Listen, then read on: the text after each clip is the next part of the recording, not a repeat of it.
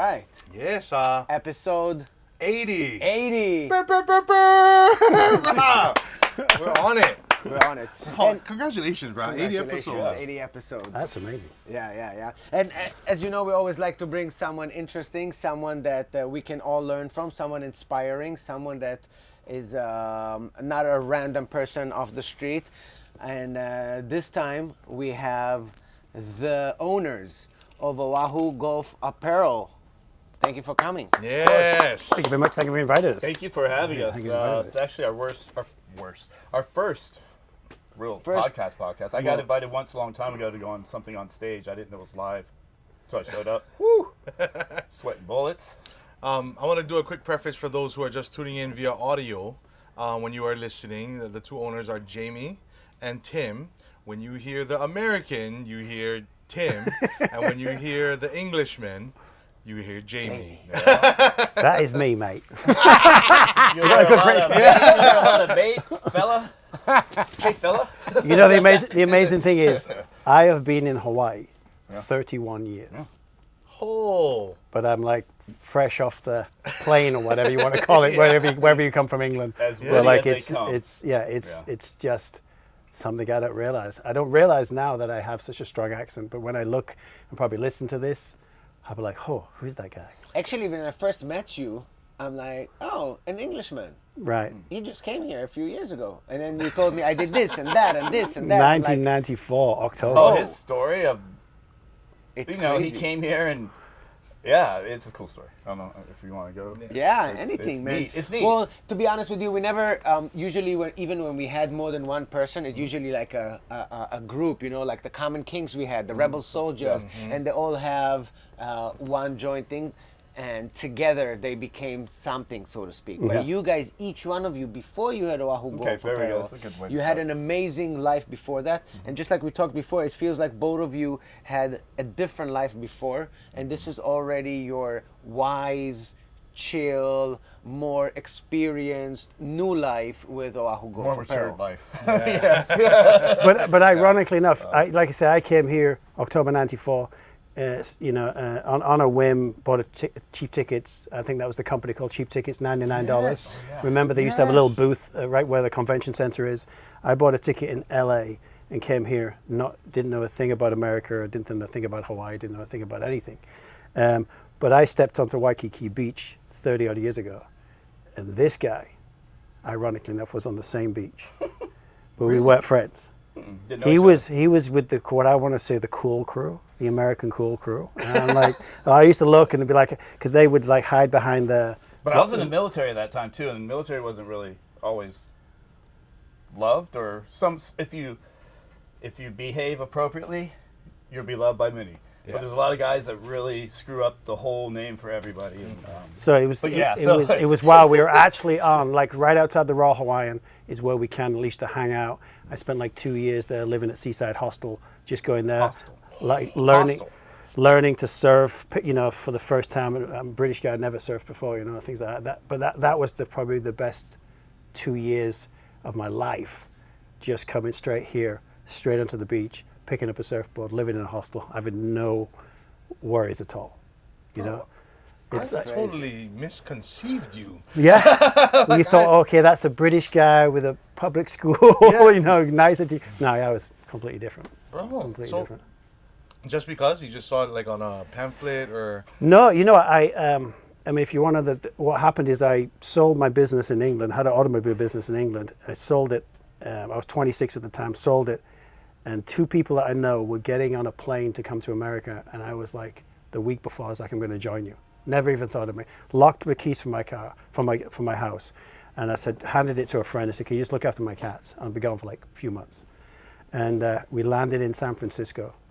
I bought a car for $800, and we lived in this car for a month. We drove down the Highway 1, Santa Barbara, Santa Cruz, Big Sur, things like that, and ended up in San Diego. You know, and it was October. It was a little chilly, and then we were maybe at Universal Studios before, and I remember seeing this big screen in Hawaii and surfing. I was like, oh, I'll go give that a try. And I bought a ticket for $99 and never looked back. Wow. Literally left my car at LAX. What about the cats, bro? Oh, the cats! They are still good. 2 years, my friend lived in my house for free. Looked after the cats. They were all adopted. There was 4 of them. Is that Warren? Yeah, no, it was a British guy called Simon Brown. But they're all adopted. All got good homes, things like that. So my This house. is hilarious. Yeah. I'll be back in a few months. Yeah, Never I mean, gonna- I never would have thought in what you call it in England, a month of Sundays, that I would have lived in Hawaii. But I always knew deep down inside when I lived in England. England's a beautiful place. I love it. Miss some of the food and things like that. But I always knew there's something different in my life that I wanted to experience. And honestly, when I walked onto Waikiki Beach and I saw the water, jumped in, kind of met the people in the water, you know, I was like, no, this is paradise. This is real paradise. You know, when you could just be as free and not have to worry about anything. That's when my life changed. I think the beach back then was a little different too. Yeah. People who hung out on the beach was a totally different crowd. You don't have many locals that really, those are surfing that hang out at the Royal Hawaiian front anymore. Yeah. But back in the day, you'd see more. It was more even Kaimana Beach, or it was just different. It was fun. I mean, I'm not saying you can't have fun now, but it was more. It's commercialized now. Yeah, It's but you'd super always like every touristy. weekend, you know, you'd all come here. We'd come with our, we get the real estate. Instead of a towel, you bring a sheet. You know, a sheet. You have 4 guys with a big sheet.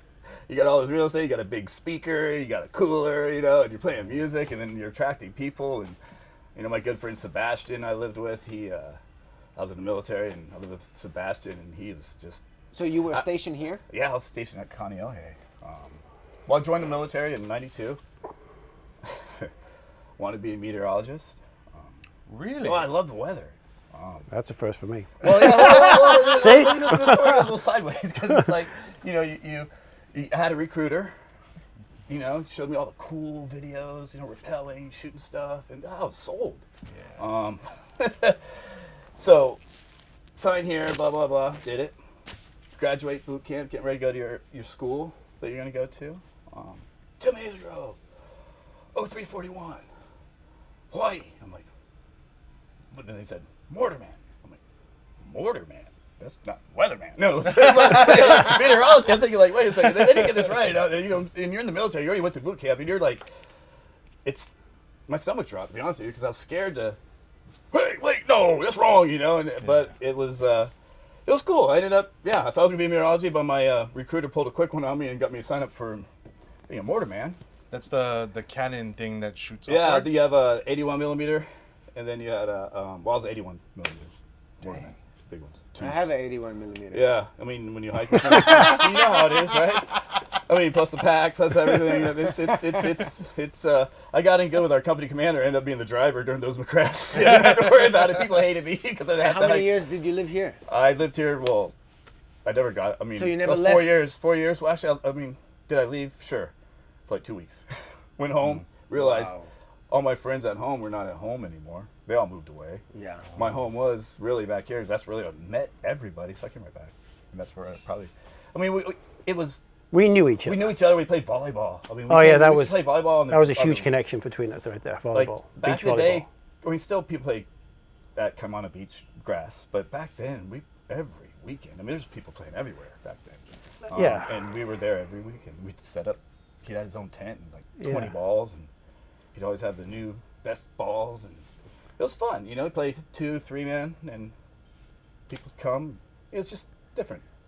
Wow, I mean, you can go down there and camp out, but I don't see people doing it as much. You know what they anymore. say about Hawaii? Hawaii, especially for us foreigners, you know, Hawaii chooses you. You don't choose Hawaii. You can choose Hawaii and you can come here, but the island will choose if you can stay. Yeah.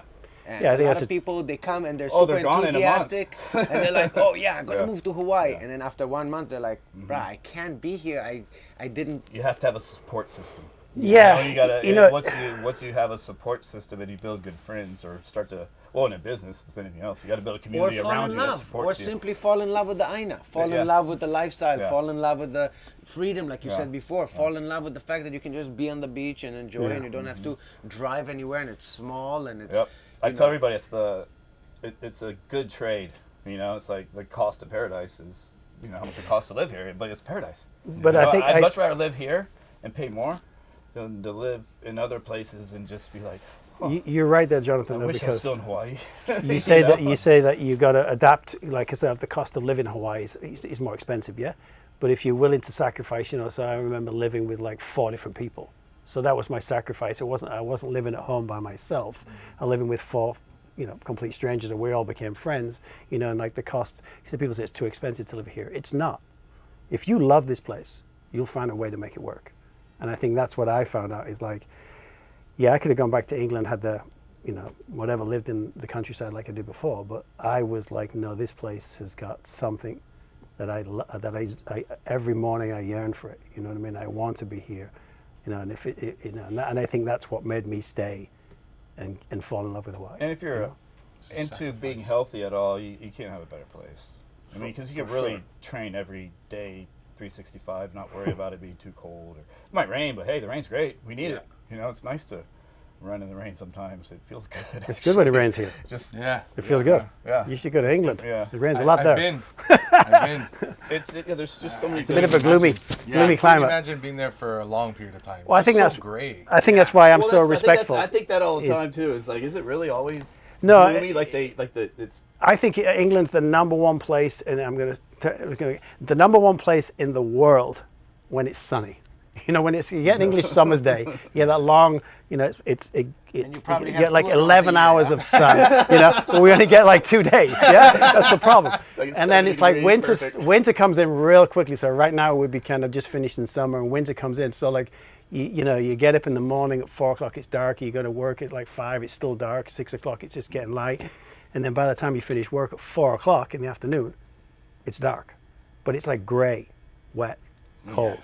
And so you get that for like 5 months. I would have said England would be great if you have like, you know, like the crisp winters where it's snowy and it's really, you know, it's like has a nice feel to it. But ours is just kind of like, probably English guys are going to slate me for saying this, but it's just kind of damp and wet. You know what I mean?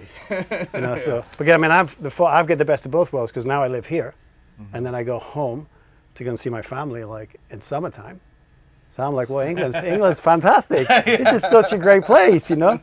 And then occasionally I'll catch myself there in February, which is just cold. You know, when you walk out, you mean, especially when you're getting older, you feel your joints, everything hurts. You know. It's true how the weather, when it gets cold, you feel it. Yeah. Tight. Yeah. It's hard to get moving. Well, it's a reason to be lazy. Oh, I don't want to go work out. It's too cold. Well, also, It's raining. It's cold I outside. think people use that live in cold weather places as an excuse. well, there's a reason why there's a pub on every street corner. Yeah. That's exactly right. I It's not far to go before it rains again. went to my other half's grandparents' house in England. Right. And they used to talk about a bar that was literally like in the neighborhood. Right. Like you walk a block and it's a bar. And I was just like, oh my goodness, this is crazy. We would go on pub crawls. It's like called a pub crawl. So like, you know, have a night with the boys, and it's a pub crawl, and but literally, you are walking out the pub, walking like a block, if that, to another pub, and so you wouldn't get far because they were just there in a row, you know. So I mean, like, yeah, there's a reason why, and I'm always amazed that they all survive, you know. Everybody has their own local, you know. So I mean, yeah. I mean, I really honestly, there's a lot of things I miss about England, but Hawaii is a great trade-off. Before you mentioned, when you talked about England, you said, I miss the food. And I'm like, ooh. Okay. I miss the food. What are you talking about? What is English food? Okay. Let me get into that. The brown sauce.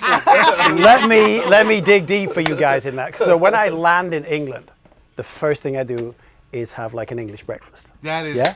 Which is just like, funny. it's just a disastrous thing to eat, but it's great. And then I'll probably in the evening have like fish and chips. Yeah. And then the next day I'll have like a pot pie. And then that is it. I'm done. I'm like, because it's comfort food. I mean, I miss that, but could I have that on a daily basis? No. But like every time I land, I go straight for the jugular, go into the deep. I mean, because I think in Hawaii they've tried. I think there used to be called Shipley's. They did a fish and chips in Manoa. And that was probably the closest they ever did to English fish and chips. But you just can't get it. It's got to be cod. It's got to be deep fried. It's got to be obviously a certain oil that they use. But I mean, it's not obviously the healthiest food. The right malt vinegar, like.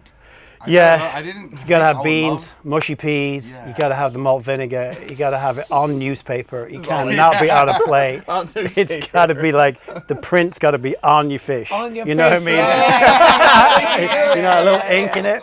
So They got Yeah. a pretty good English breakfast. Was it Podmore? yeah, but you can't get what's called black pudding. What the hell is black pudding? I knew you were gonna ask me that as soon as I said it. It's kind of like With the no a look. little bit of intestines from all different animals mixed into one, really salty, Yeah, and it's yeah, black. yeah. It just looks black. And it, honestly, you guys are probably like, goodness gracious, what is that? Don't knock it till you tried it. Goes Well- good with toast. But don't the Filipino have the same? They have the Chocolate meat, which is or dinaguan. Yeah, like the soup, the black Pig blood. soup. Yeah, pig Yeah. blood. Yeah, it's kind of the very similar thing, but it's in a like it's compressed into like a sausage. They cut it. It's very salty. It's amazing. You can't have too much of it, obviously. Yeah, but I like it. I'm so stubborn. I don't even Try anything like that. Nah. Nah. What? I'm just. I'm with basic. Tim, bro. Yeah, I'm steak, chicken. All right. I don't eat seafood. You gotta order some. You don't eat seafood? No. Even living here? And I was born and raised in Florida, you know, and I surfed all the But time you, in Florida. but you so do would eat think, poke. huh? No. What? Honestly, anything. We have out to of cut it water. out. Cut! Please support OGA. Please. You know, it's a true story. My dad, we would surf a lot, you know, so he'd pick me up from school, and I always, you know, he was always the first car, surfboards on racks, you know, and then, you know, he's the fifth car. I'd be mad, not first, Dad, but we would go, and he liked fried fish, and on the way home, every time, sure enough, I mean, I hate, like, I live in a condo. If I get out of the elevator and I smell it, I almost dry heave. It just. And I always think, like, how can somebody be walking down the hall and be, I can't wait to eat. It really hits a different nerve with me, and I just can't. Yeah, I'm stubborn. I'll defend Tim in certain aspects here because maybe for a couple of years when I lived here, when I was in the hostel, things like that, I don't think I touched sushi at all or any kind of poke because, yeah, I was like, everything has to be fried. Fish has to be fried. Yeah.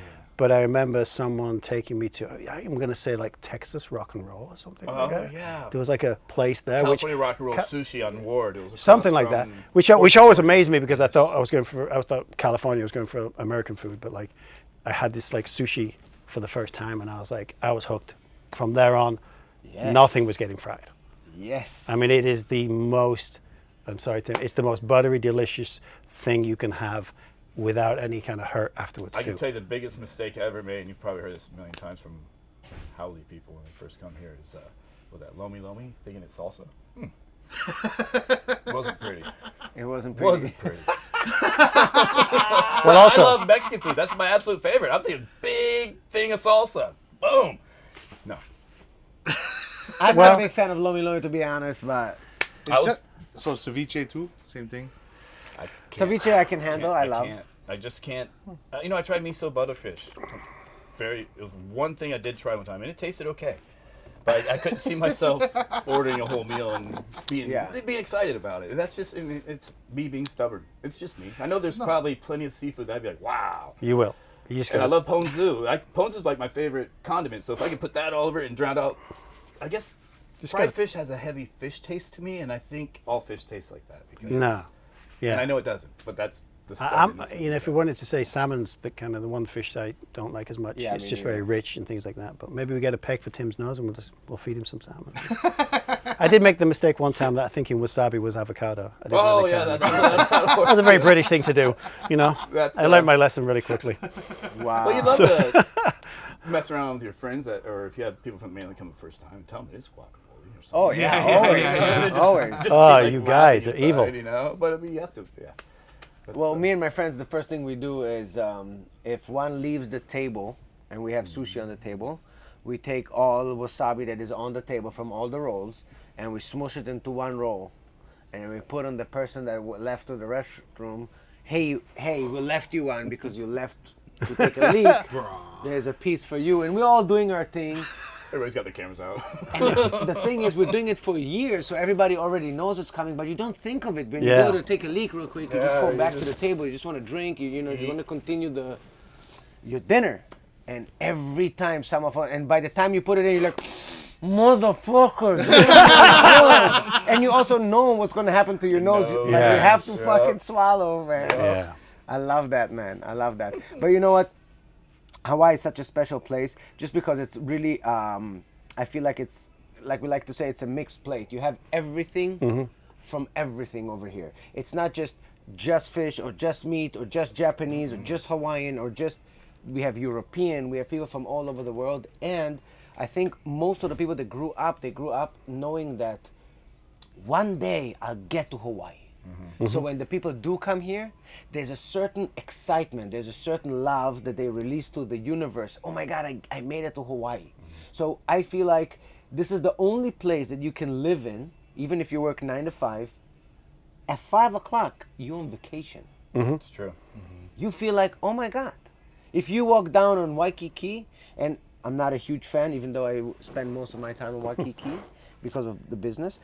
But if you walk down Waikiki, there's a certain vibe where you're like, bah, people are happy. People are happy to be here. They appreciate to be here. They walk down. They wait in line. They want to be here. Just of energy. Yes. You know? Well, Movement, I mean, movement. It's neat. going back to what we do for a living, our brand, golf brand, you couldn't have a better job than we have right now, owning a golf brand. And, you know, our daytime job could be, like the other day we went out, we took 2 guys, we took Carlana from Dukes and local, I know Miss Local Joe, you know, we took him golfing. That was our day. And we went, we went to Oahu Country Club. Yeah. We were in the sun all day, you know, with some great guys. And we played golf, 18 holes of golf, and had lunch and hung out. Yeah. And you say, you know, after then I finished, I was on vacation. I was on vacation the moment I woke up. Yes. You know what I mean? And I think that's what I kind of still pinch myself today, having come 30 years full circle with Tim to where we are today. It's like I sometimes still have to like kind of like ground myself, like hang on a second, this is actually, you know, And it's weird too because a job. We both got married, had kids, didn't really hang out, and the brand started. Jamie just happened to be ran into what, Matt? I mean, if you want to know the backstory on Tim was like, I'm a golfer. Luckily, I golfed when I was a kid. My father kind of threw some clubs at me, and luckily I had kind of like just played, and so I'm a natural kind of golfer. I did have lessons, you know, my dad kind of put the time in and helped me, things like that. But then I branched off into other things in the world. But when I came to Hawaii, I never even picked up a golf club for like 5 or 6 years, and then I started playing with a friend that his nickname is the Pickler, and he used to drink. He's just pickled all the time. I started playing with him, and then somehow Tim came along. Tim had a good friend called Joey. Tim came along, and these guys were like just real amateurs. Like just didn't know what to do. After 5 holes, their attention span was gone. His attention span was gone. Maybe with other things too, but like.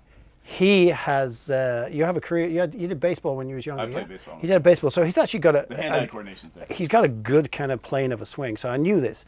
But then what happened is Tim became like that. I always said there's these friends that I meet throughout my years, it's like they become addicted to something. It's like the golf bug hit crazy. Tim big time. It's also expensive. Like too. I That's spent why a year playing golf with Tim laying down on the floor behind me, just like staring and just watching every shot and talking, and you know, and I used to tell him, like I used to say, when he hit a bad shot, I said, drop another ball, hit that one, forget about this, and you know, work your way around, you know. And use that score.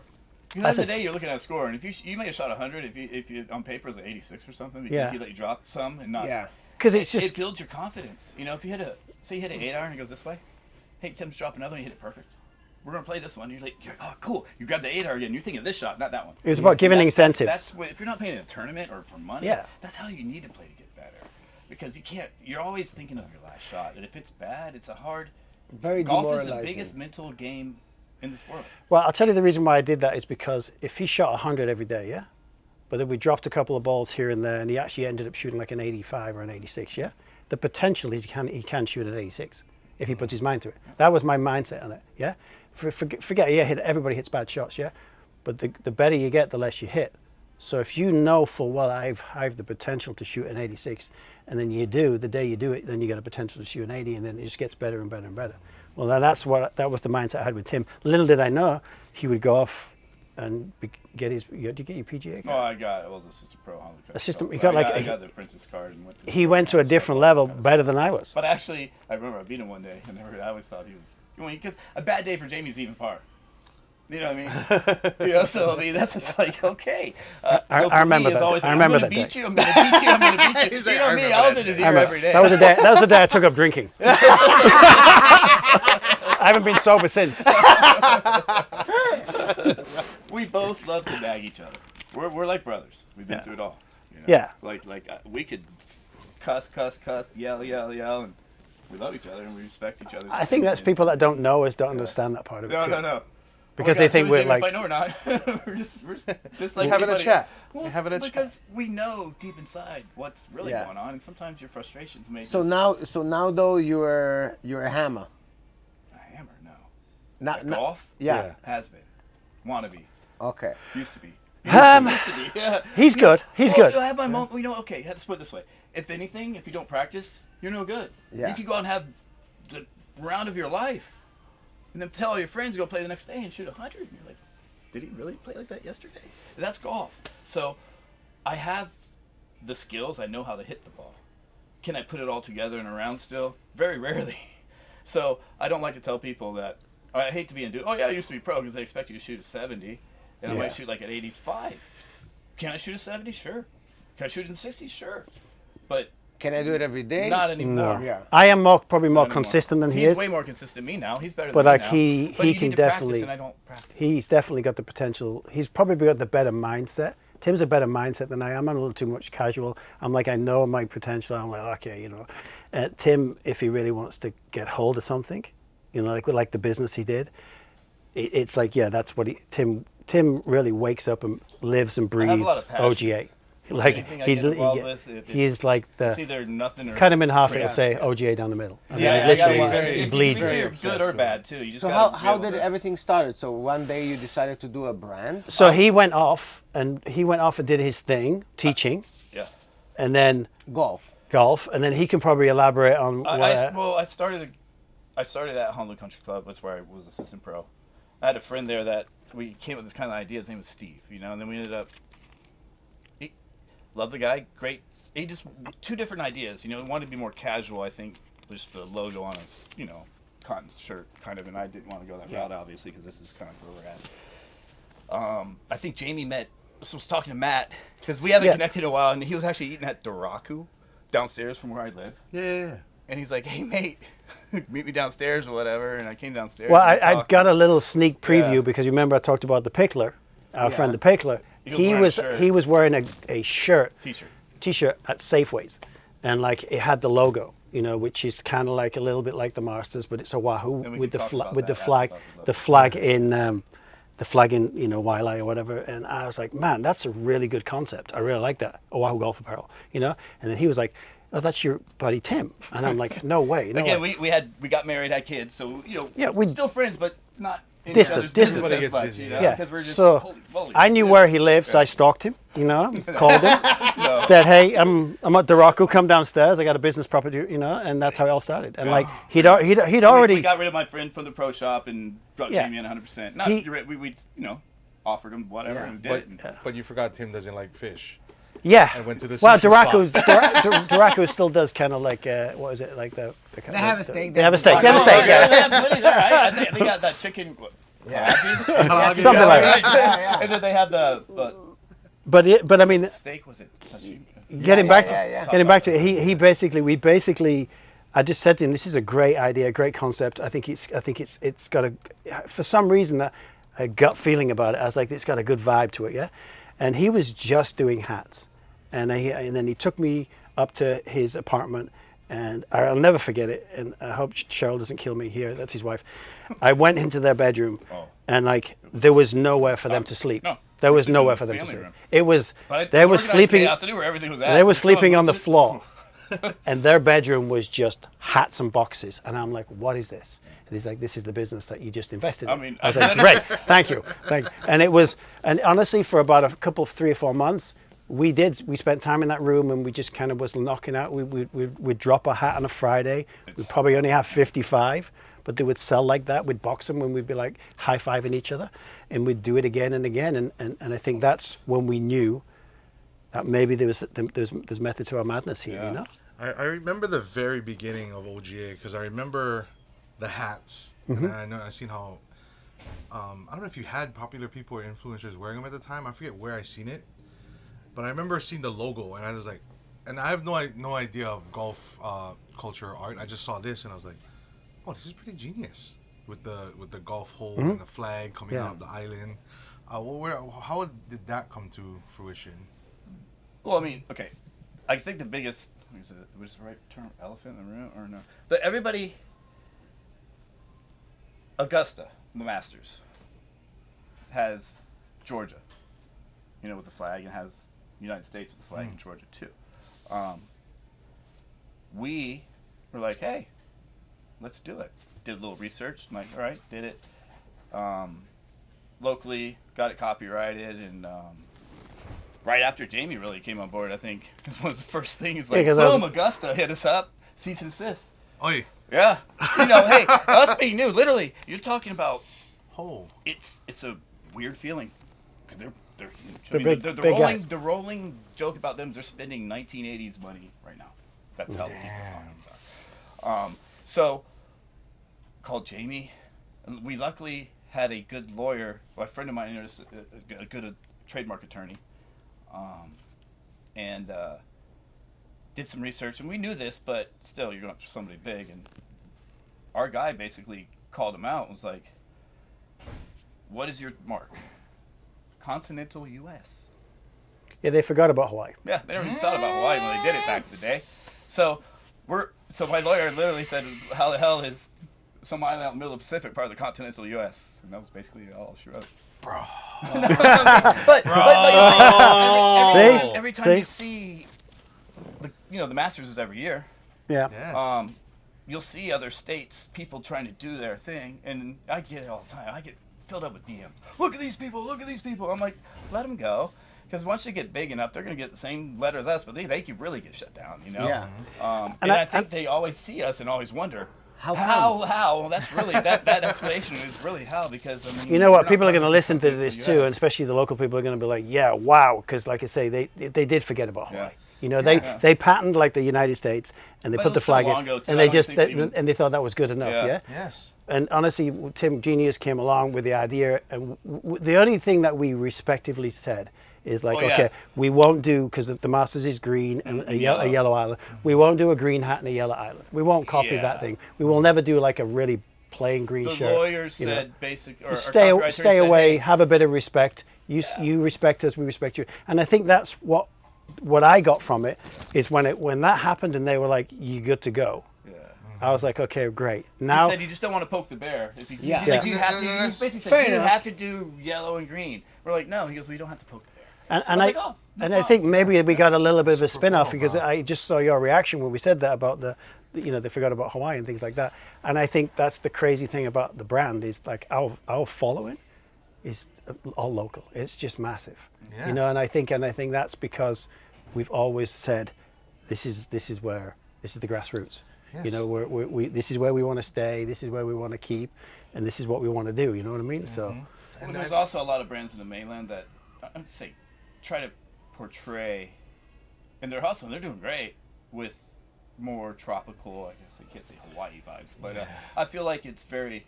They come along after maybe us, and you feel like they may not always say, or they'll put a flower or something up there, but not even know what it is. Yeah. So Hawaiian shirts. Yeah. So that to me, maybe Howley. Yeah. The one thing we want to do is at least portray and tell a story about. This is island camouflage right here. Mm-hmm. Do people know that? But when you really look at it, it's you got islands all in it, and it's all just scattered in there. It's interesting, but you don't really realize it till you look at it. Because each shape is really a shape of the island, but maybe just sort of. Well, I think that's what me and Tim talked pretty deep about it before we kind of went into the whole Aloha shirt kind of, and we went deeper into the brand. It's like, we are both like, for instance, like I said, as the locals are going to call us howlies, you know what I mean? And we are both like foreigners, you know what I mean? So like, I was like, one thing I just don't want to do, I don't want to ever step on anybody's toes. You know what I mean? I said, if we're going to do something, we got to do it correct every time. And I think that's one thing I have learned from living 30 odd years in Hawaii. Yeah. Is like, I'm so glad I was born in years ago, before the phones. My father was like a strict, and I got that respect, because I feel like that kind of is missing a little bit now in today's environment. Yeah. Sure. And I think that's why me and Tim can fight, and we can be like brothers, and we can fall out about certain things, but we also know we respect each other. Yeah. Respect each other's Nowadays, opinion. if you don't align with me or against me, it Yeah. seems Yes. like it's like so. So weird. when he has a crazy It shouldn't idea, be like that. and I'm all like, whoa, how are we going to do? What are we going to do about that? We work through it. And one thing too, like we've done a lot of custom jobs, say with like Hyatt Maui, Regency Maui, and they have a cultural advisor. So when we do like say the Ohia, Lehua, she'll draft up the description and explain it for everybody. So we do it right. We don't want to be like, oh hey, check out this one. We did one really with snails, and you're like snails, and I think this is something. We're not only trying to educate everybody with it, but I'm educating myself, because in Maui there's a watershed. And there's snails that are protected up there. You're like, what's the big deal about snails?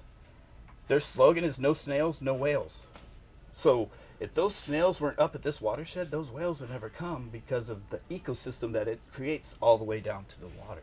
But working with their cultural advisor, wrote it all out, and we put it on the tag when they do it, because they give them to all the VIP people and stuff like that. But it's a story behind everything. It's not me writing, oh yeah, I'm gonna make this. It's us actually working with, people that understand what they're talking about. So I think that's extremely valuable, because you're not exploiting, but you're rather adding. Yes, and You same thing become like when we went part to rather than. That's a really good way of Royal putting it. Hawaiian Hotel. When we worked with them, we did a 3-year collaboration with them. We did it for 3 years, and cultural advisor, we worked with them too, just so you get it right. Yes. And we have a couple of designers now, and obviously one of them we brought on as a partner. You'll probably meet him next time. But like, we might come up with an idea. Just believe me, we're not sat here drawing flowers and things like that and saying, hey, this is my shirt. Yeah, it's a team effort. But like, we do have 2 designers that start from the basics, and they both have that good kind of. They come from good backgrounds. Well, they're both from Hawaii to begin with. And they understand So they're culture, like, flowers, hey, leaves. we're not gonna draw something that is not appropriate. We're not gonna make something that is not right, and we're gonna research it correctly. That's not an Hawaiian flower though. Oh, this one is the Canelo shirt. This is the difference, and which is a different topic of conversation. We can go down that avenue, because like this is actually the Mexican flower. I think it is. Yeah. Well, that's actually one of the Mexican. It's a dahlia flower. And That's I it. can tell you a story about it. So Tim can go into this. I wore this because obviously Canelo's fighting. We're supporting him this weekend, but like, this one This here. is a Canelo. This is collection. a Canelo connection. How we did that, I will hand that over to my partner, because it is amazing, and I still pinch myself today that we made shirts for him, because he's an added golfer. I'm going to tell the whole story how we met him too, so it kind of falls. Because it's to me, it's a cool story. Canelo Alvarez, by the way, for those Yeah. of you who are like, there's any other Canelo. Yeah. I'm just presuming everybody knows. I only know one. I got his shirt on. No, he's so. I had this friend of mine that bought hats, wore them all the time. His name's Dex. Okay, always wearing them. Knew he was a golf instructor. Cool guy. Lived in California. Follow him on Instagram. And all of a sudden I see this story of him getting on a private jet. And I'm like, wait a second. This isn't his normal lifestyle. What's going on? I was thinking, maybe it's a big, like bachelor party going to Vegas, because you can hop on a plane and go. Yeah. He's like, oh, I'm going to go watch Champ fight. I'm like, Champ? Like, who's Champ, He goes, bro, Canelo, you don't know I coach him? I'm like, whoa, wait. I was like, okay, I got to ask you, just like everybody else does, how do I get my stuff on him? And he always calls me Timmy. He goes, Timmy, he's probably a small or extra small in yours. He goes, send it to me, but I can't promise you he's going to wear it. He's like, mind you, this person pays him this kind of money, that person pays him this Ridiculous kind of money. money. I mean, it's 7 figures just to wear stuff into the ring, stuff like that. And you're like, wow. So, of course, I sent a bunch of stuff. You get all excited every Canelo post. Oh, no. You know, he's all like wearing, you know, in good form, you know, because I don't know his contractual obligations. Yeah. He's wearing Nike G4, a bunch of good brands. You know, I was like, okay. You know me, I was like, every time. And what is neat is Dex also coached a guy named Matty Picanzo, and he was on the Corn Ferry Tour. And every year they do a BMW Championship, and it's a pro-am where they invite. So Canelo, they're all friends. Matty wore our stuff. Coach always wears it. I knew it was coming. I was like, hey, can you get Canelo to wear it? He's like, Tim, I told you. Blah, blah, blah. I was like, all right, cool. Tournament comes, they win it. But the first thing when they walked to the tee, and I'll never forget this, Canelo looked over at Coach wearing it, looked over at Matty. He's like, why didn't you guys tell me? And that very next day, Canelo wore an OGA hat at a restaurant in North Carolina. Shaka sign. Shit. Got a picture, and Champ said, post this. Ooh. I was like doing cartwheels, like getting all excited. I run over to my wife, like, babe, check this out. She goes, who's that? I'm like, man. But this was a while ago. This was a while It was a ago. long time ago. So, you know, we're working with him. We've made him personally and his team probably 5 or 6 different type of collaborations that only they have. Me and Jamie may have them, but not for sale or everything. Yeah. And finally, I was just like, you know what? Might as well ask him. Can we do a collaboration? You know, and he was 100% on board. Yeah. You know, and he didn't want anything from it. Nothing. Not That's a the penny. amazing thing. Not What a humble penny. guy. A humble guy. Not a penny. I mean, again, he gets. So Yeah. me, I was like, wow. So I was like, how can we do it to, you know, I want to do a flower, obviously, to make it some type of, you know. So I Googled like the top 10 Mexican flowers, you know, sent it to him, said, hey, can you pick one that you like? And he's picked a dahlia. So I sent that to our designer, Alan, and he came up with this print. We did like, I think, four different colorways, something like that. Yeah, we did a blue, And it was, very bright coolest pink, thing and then ever. this is like the. Specialized one for his daughter. Put her name in the back, Yeah. and in there for his daughter too. So Oh, wow. yeah, so it's really God, that's a legendary. it's cool. We owe him a lot, and I think the good thing about it is like, you know, is the respectful side of it. Is like, again. And the day you you know, start following me on Instagram, I got like all yeah, goosebumps. he got all goosebumps. I'll But if you never think forget, about I was number Canelo's life. 144. He's got like 197 now. But I was number 144. No, that number will always stick in my head. It always makes sure he's still up on it because you never know. Well, you hear about 'cause Canelo's he sees story. that number drop sometimes. Same- I'm like, same oh, no, kind of am thing. I still there? You know, he had to work his way through. You know, Oh. every boxer has the struggles, things like that. He watched the Netflix thing about him right now. It's like It's crazy. it's an amazing story, And he- and I think that's the reason why we know now, deep down inside, where he came from and what he does. He's like He helps so much. community He's helped backing. so many people. Just recently, I guess some indigenous, I don't know if it's in the right term, but lady came 14 miles to run like a marathon. And she came by foot to run the marathon. And he ended up giving her like 2.5 million something because just out of the kindness of his heart, seeing how much, you know, she's coming from her tribe or whatever it was in Mexico to represent it, went by foot. And there's another one of, you know, just a kid on the side selling just simple things so he can get boxing gloves, and he stopped in his car, you know, he signed stuff and he sent him like all kinds of gear. And I mean, I know that seems minor, but every Christmas he pulls up with like a 2 or 3 semi trucks. He's actually driving them and goes to the children's center and just delivers semi trucks full of goods for kids. You know, I don't know? think you said that sounds minor. It never sounds minor to do a good thing. Yeah. Well, I mean, sometimes do a a little glove. Oh, anybody can do that. He's got millions of dollars. I don't want to think that. Small No. people say that. Yeah, but Big people appreciate every small little thing. You know, and he's cool enough. Like before fights, he would always direct message me, "Hey, amigo, my team's taking over Instagram, so if I don't comment, or if you need to get a hold of me, email me." Wow. And I actually did email him once, and he got right back to me. So it was just like, it's cool that he will even give you the forewarning of like, "Hey, I'm not ignoring you." You know, Yeah, and yeah. I get it. I'm not like, "Oh, dude, check it. What are you doing? Hey, you FaceTime me?" No, don't do that. You know, the You gotta strange, respect those. strange people, thing is, too. and we can ask this question because I mean, I've been trying to ask Tim it for years. Is like, I am amazed, and I'm just going to say it out loud, that the connections that Tim has. Like, doors. like The that. doors that open up to other people. I I have. like that. I'm on Instagram. I have things, you know, whatever, meet people, things like that.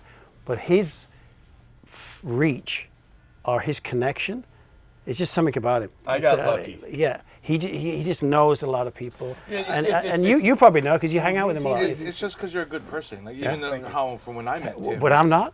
Well, I'm just joking. I mean, Dropped you. No, I'm just joking. No, I'm just joking, man. no, he well, from how I met Tim, No, yeah. was actually from me being a customer. But at the time of online ordering, I wasn't so sure about the sizing of the 5X. shirt. I remember this now. Yes, I remember as I was looking at it, and I was like, "Oh man, I don't want to order this. It's a shot in the dark because if I get stuck with the order and it doesn't fit right, I'm screwed." You know, I'm like, "Oh, I'm gonna have some either really big or really small shirt." I started looking up all kind of people my size that wear the clothes. I was like, that might be me anyway. Long story short, I ordered the shirt, too big. I was like, "Dang, this thing is too baggy."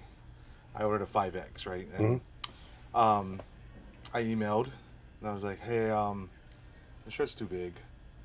And he's like, "Oh, send it back. I'll send you another one." I was like, and I was so shocked because I don't, this is before even Amazon was popping or like how the return service for anybody was that popular.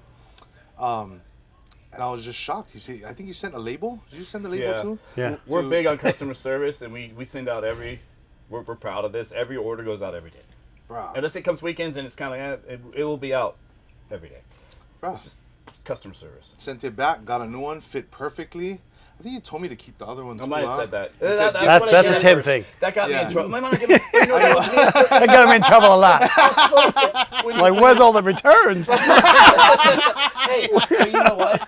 What is really, really neat is when you run into that random person that you don't know. And this happened to me once. This gentleman came up to me and he's like, "You know what? My wife ordered something from you. Wrong size for matching for me and my son. And you said, keep it, gift it to a friend." He goes, "Never had any other company say that." And you know what? By doing that, yeah, maybe I look at it this way, and maybe business-wise, you can't do it forever, but that polo cost me X amount of dollars. Sending him 2 more, I'm still making money, right? I'm not losing money that way. But I'm making an impact. Yeah. And that story, hopefully, they will tell it to others. Not trying to like order the wrong ones on purpose. You know what I mean? Oh, maybe he'll do it for me too. But when he told me that story, it was really cool because I was like, I finally met somebody that I actually did it for, and it impacted it the way I would hope it would have. So, we're just. It's just all about giving. Man, I have to actually tag along to Tim and say, there's multiple times that I do things that are not business wise, but they feel right. Okay, so I'm going to add to that as well. Those are the things that Tim and I fight about. But The Englishman doesn't like but he's an hey, investor too. And but he we has are money, so we yeah, are you know, friends hey, because of yeah, it. Yeah, and those are the things that we fight about. That I listen and I learn. Yeah, and then he brings me back down to reality. Yeah, and he like he tells me the stories about, oh, I met this guy and things like that. And like I said, just even There's now personal hearing stories of each person that hearing you about need what to he said with know, Chrissy, I'm like, yeah, it's worth it. It's worth it. And I think that's what makes us tick every day. You know, it's because you have to have that devil's advocate. You have to have like the reasons why. Yeah, you know, because I'll always be like, because I actually 10 years in the automobile business before I came to Hawaii. It's different state of mind. Oh, that's a horrible business to be in. Yeah. I mean, everybody's trying to sell you the worst car Yeah. and buy the best car for nothing. I mean, it's just a rat race, you know? So, I mean, I grew up from 16, kicked out of school, straight into the car business, kind of like 10 years of that. I think that kind of installed in that kind of like mindset of like how to survive, yeah? But it's always great because, yeah, Tim is the most generous guy I think out of all of us. This is in business, I feel like if you want to show your aloha, this is as beautiful as it can get. You know what, dude, you ordered the wrong one, it's too small, it's too big. No worries, I'll send you a new one, just gift it to someone that you like. Now that person is like, oh my God, now I have a gift, now he gives it to someone else.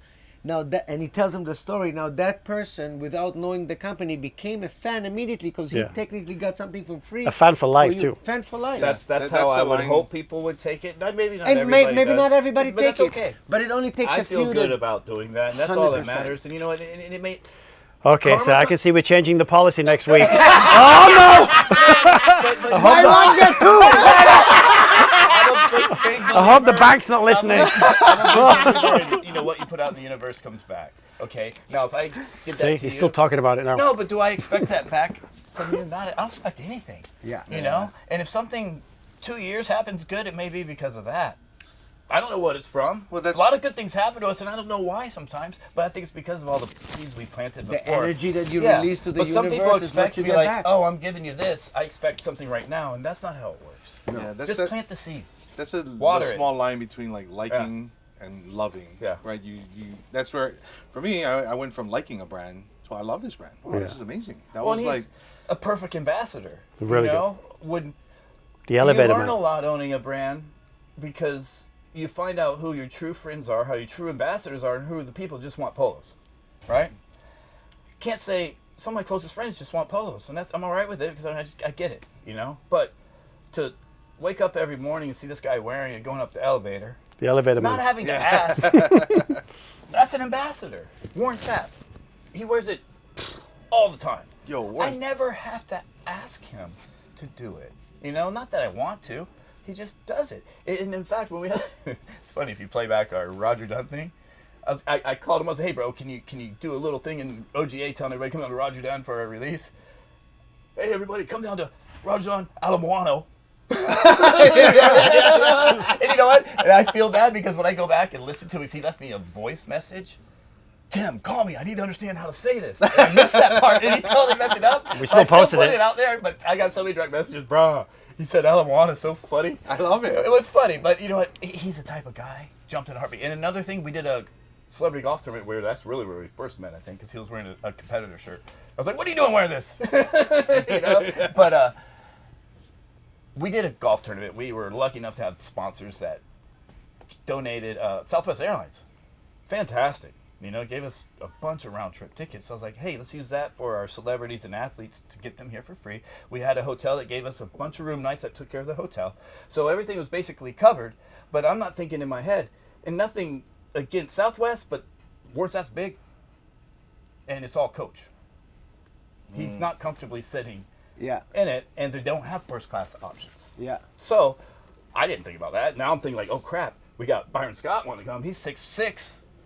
He ain't gonna be able to fit in coach, you know. I'm thinking, oh boy, all these people are gonna back out. There's a good reason for them to get out of this competition.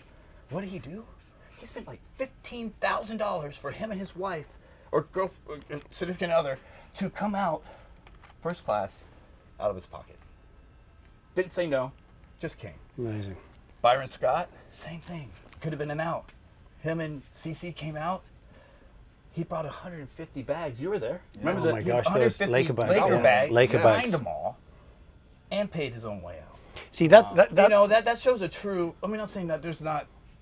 But that's the question I have, is like that's what Tim brings to the table.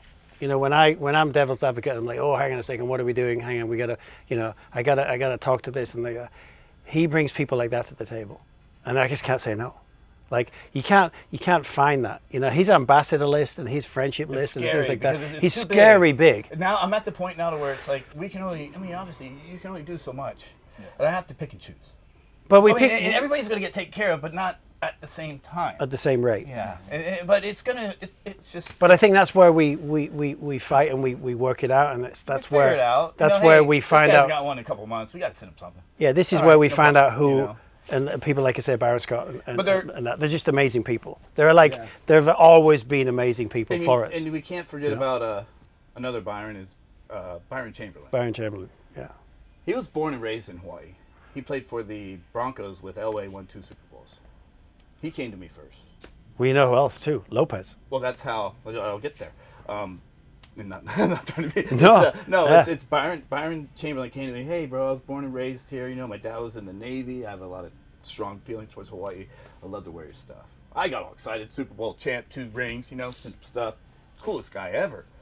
He introduces me to Jay Phillips, comedian, Oh yeah, he's actor. still He was in that movie with Will Ferrell, the basketball one. Super funny one. But great guy.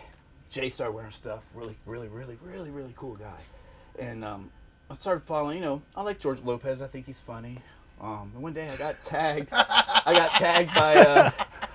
by George Lopez. No picture of me or anything. And it said Chingong of the day. I had to Google it. I don't know what Chingon. I mean, badass. Oh, Cool. okay. Badass. Something like that. Yeah, I'm like, I was like, whoa. what he said, bro. I thought it was something else as well. Byron Chamberlain's friends with them. Jay's friends with them. I guess they may have said something cool. I reached out, direct messaged them. Can I send you something? Absolutely did. We did a collab with George Lopez, just like that. He didn't want any penny. He didn't want a penny either. He invited me to Lakeside Country Club to play golf with him. Who did I meet there? Who was in my foursome? Byron Scott. That's how I met him. Jeez. So each person, if you treat them, all I'm trying to say is treat everybody good. Because I call them doors. You're a door. And I'm not disrespecting. Everybody's a door. You don't know what's on the other side of that door. It's good or bad. If I treat you good, that door is going to open in a good way. If I treat you bad, it could shut on me in a heartbeat, you know? And that's how I felt with these guys. They opened doors and doors, and it's George Lopez turned into Snoop Dogg. Well, I got a phone call one day from Byron Scott. And he's like, "Hey Tim, I got somebody on speakerphone wants to talk to you." I'm like, "All right, cool." And he's like, "Hey, this is Percy." I'm like, "Percy? What's up, Percy?" He's, "I'm Dog's manager." I'm like, "Oh." Well, I didn't do it like that. But in my head, I'm all like, you know, I went from seated to standing up, pacing. Oh, whoa, this is crazy, you know.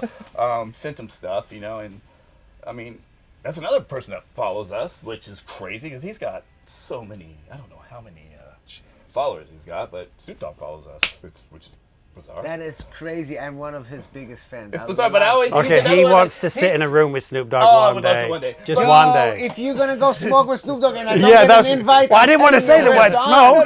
No, I would never say what happened, but he's one of those guys I still check randomly. Is he still following me? I think you would see another side of Tim if that happened. He'd just emotionally break down and cry and. Me too.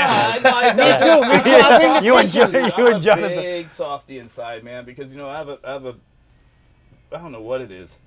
Just becoming a parent, I think, opened my eyes in a different light. Being a parent makes me feel more for other children when you see them in hurt. Yeah. Because you know, if you were that parent, and it's, For sure. you notice so many little things. The little things of life matter. You know. When I was single, I couldn't care. I mean, I look at strollers, and when my daughter was a kid, like that's the coolest stroller ever. Did you do that before? No. You're looking at the coolest little way to attach your kid to you. Because that was just coming out, but being a parent really. I think that's probably the one goal that we share in common, is we'd like to get the brand as successful, so we can then just keep giving. That's my goal. Is if I wake up every day and the business rolls and it makes and it's a machine that does what it's supposed to do, and we keep it humble and we keep it respectful. If I can wake up every day and say, okay, my date is I got to go here and I got to give this and I got to look after this. If that was what I had to do for the rest of my life, that would be wonderful. If I could just spend, because that's what he really does, really, in the weekends giving, you know, with the church and things like that. It's like, I think that's what we both personally come from. We both want to have. We want to achieve. We don't want to achieve and have like all these materialistic things. It's like I said. That's you know. We'd like to kind of keep on. You know, build it to a point where it can help. You know, I think that's beautiful. That's where I'm at. But at the same time, we got to be careful because I mean, it breaks my heart really. Is how many people ask for donations? Yeah, I mean, my motto pretty much is no across the board. Because if I do it for you, then I got to do it for him, and I got to do it for him. Why didn't you do it for this person? You know, it opens up a can of worms. Only because we're not quite there yet. And I think like, there's 144 people in every golf tournament. I can't give 144 pieces of gear every time. Well, you know, people think in their head, oh, they could give us 140. We only have 144 people. Could you give 144 hats? And I'm like, oh, that's all. why aren't you asking Nike or Adidas or something like that? You know? But I did see, you know, I'm volunteering with ExoSurf for the past 12 years. Okay. And it's one of my all-time favorite nonprofit. Yeah. And the other 2 years ago, not the past HAC. The one before. One before, I came on and I see everybody's wearing those beautiful polo shirts. It was blue with waves and the pattern was sick. And I'm like, how the heck? What? First of all, where's my shirt? Cara, where's the shirt? Yeah, Cara, where's my shirt at? But then I'm like, and then I saw your fucking logo on the side. I'm like, God damn, man. That is beautiful shirt. And the fact that you guys collaborate with them makes me a happy camper, because by the end of the day, they are truly what we're talking about. They only try to do good. Oh, 100%. Most of the nonprofit, they pay themselves a lot and leave a little bit for the program. Yeah. Not most, but I don't want to, but a lot of them. And Kara and her team they take only what they need and literally invest everything in the people, and they only give. And when you see them, when you go to one of their Wounded Warrior events, or if you go to one of their, it's packed, and the energy, the mana, it's nuts. If you're not tearing up, you're not a human. Yeah, it's just because nuts. you can feel it. Well, I was tearing up at the opening ceremony. It was Nuts. It was cool to be a part of it. Yeah. I think that's It's cool to be a part of it. That's what you get in Hawaii flattering. from anywhere else I've ever been in the world. It's like, for instance, there's so many opportunities of that here on this island or in the islands of Oahu. It's like there's so many businesses, that we do. We do a lot of shirts for businesses too, and we do collabs and customs and things like that. But everybody kind of has that. I wouldn't go to England. You want to do a shirt for businesses in England? It just doesn't happen. Here, such a big community. Yes. Everybody kind of knows everybody. Everybody's looking after everybody. Everybody wants a little bit. Hey, I see the. It's really very unique. Yes. And I think that's what we just keep pushing for. We keep pushing for. Amen. As we should. And I just, when we're talking about collaborations, I just saw my boy from Maui Brewing Company, Sean, the GM, Oh, yeah. just wearing Oahu Golf. I'm like, you guys are everywhere. Oh, wow. You guys are everywhere. It's amazing to see how you reach and how deep you are into the community in all different layers. All different walks, yeah. The custom thing is really fun because at first we were like, well, it was hard. Because, in business, you got to pay for stuff up front, too. We weren't prepared for that. We weren't ready for that. So now we were taking from retail to support the custom side, and then all of a sudden it's like, we're just juggling money, and it was a nightmare thinking. But we were always thinking, if we get the custom side going, it'll pay for everything. And one thing I'm a firm believer on is, say we have a custom job, say it's 500 pieces, and it goes to, just say, Odom in Pacific Northwest. Or 700 pieces or something like that. That's 700 potential new customers that never heard of us. So one-shot deals are in the hundreds because we do a 100-piece minimum. So it's always, to me, every time we do one, that's 100 new potential customers. And it's a different way of marketing. Because usually once one person sees it, oh, how can we do this? How can we do that? You should probably cut that out the podcast because now everybody's going to use that. And they'll be like, that's a great business model. Well, I'm just joking. we want to inspire. No, I'm joking. That's the British humor in me. Because when he came, too, it's all about relationships. when he came with that idea, I honestly thought, okay, yeah, you know what, one or two.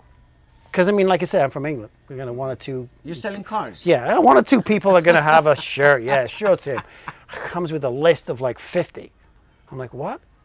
And then it kind of got to the point where it was like we almost were having to pick who we do it with, not the people are asking us. Yeah, we'll say, okay, a custom 6 months or a year.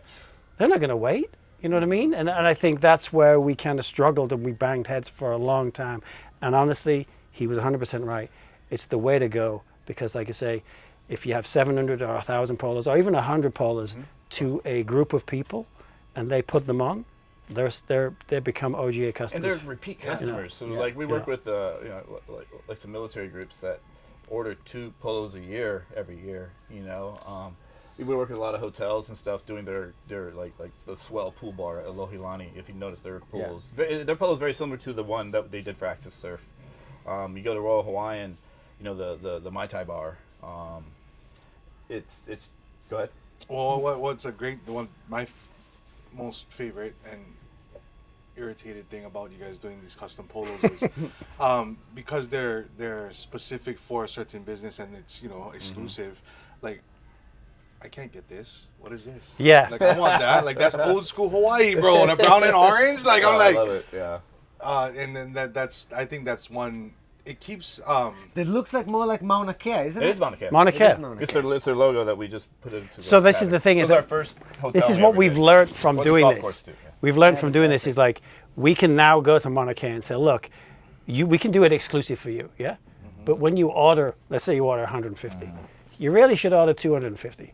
because we got 100 OGA customers that are going to buy. Bro, the thirst is real. Like We did. Well, we they did- were, for instance, they were nervous about 100 pieces, and rightfully so. I get it. They man. sold out. Yeah, it sold out in 3 days. And Sold out in 3 they didn't days. order enough. They were actually a little upset because there were more women than guys, and the women sell slower. But it was, I mean, in the back of your head, like told you, but you know, it was a good. It was, and I think that's the experience from learning from your mistakes and from learning from what you do. Is like we decided then, okay, every time we go and we do something with other people, we'll explain, hey, you know, we have a following that wants If you that. do ship, Yeah. be prepared because you're not. But I think we might stretch our arms. We We might stretch our arms a little bit more now too. We've talked about it. If we can do also where if we do one with Monica. 50 more for us to sell. We'll keep some on our site small because there's people yeah. in the mainland, you know, obviously a lot of Hawaiian people now live in Vegas and things like that, and we know they're huge followers of ours and things like that, and they want the same shirt, but they can't get it. They can't come to the door. Shirt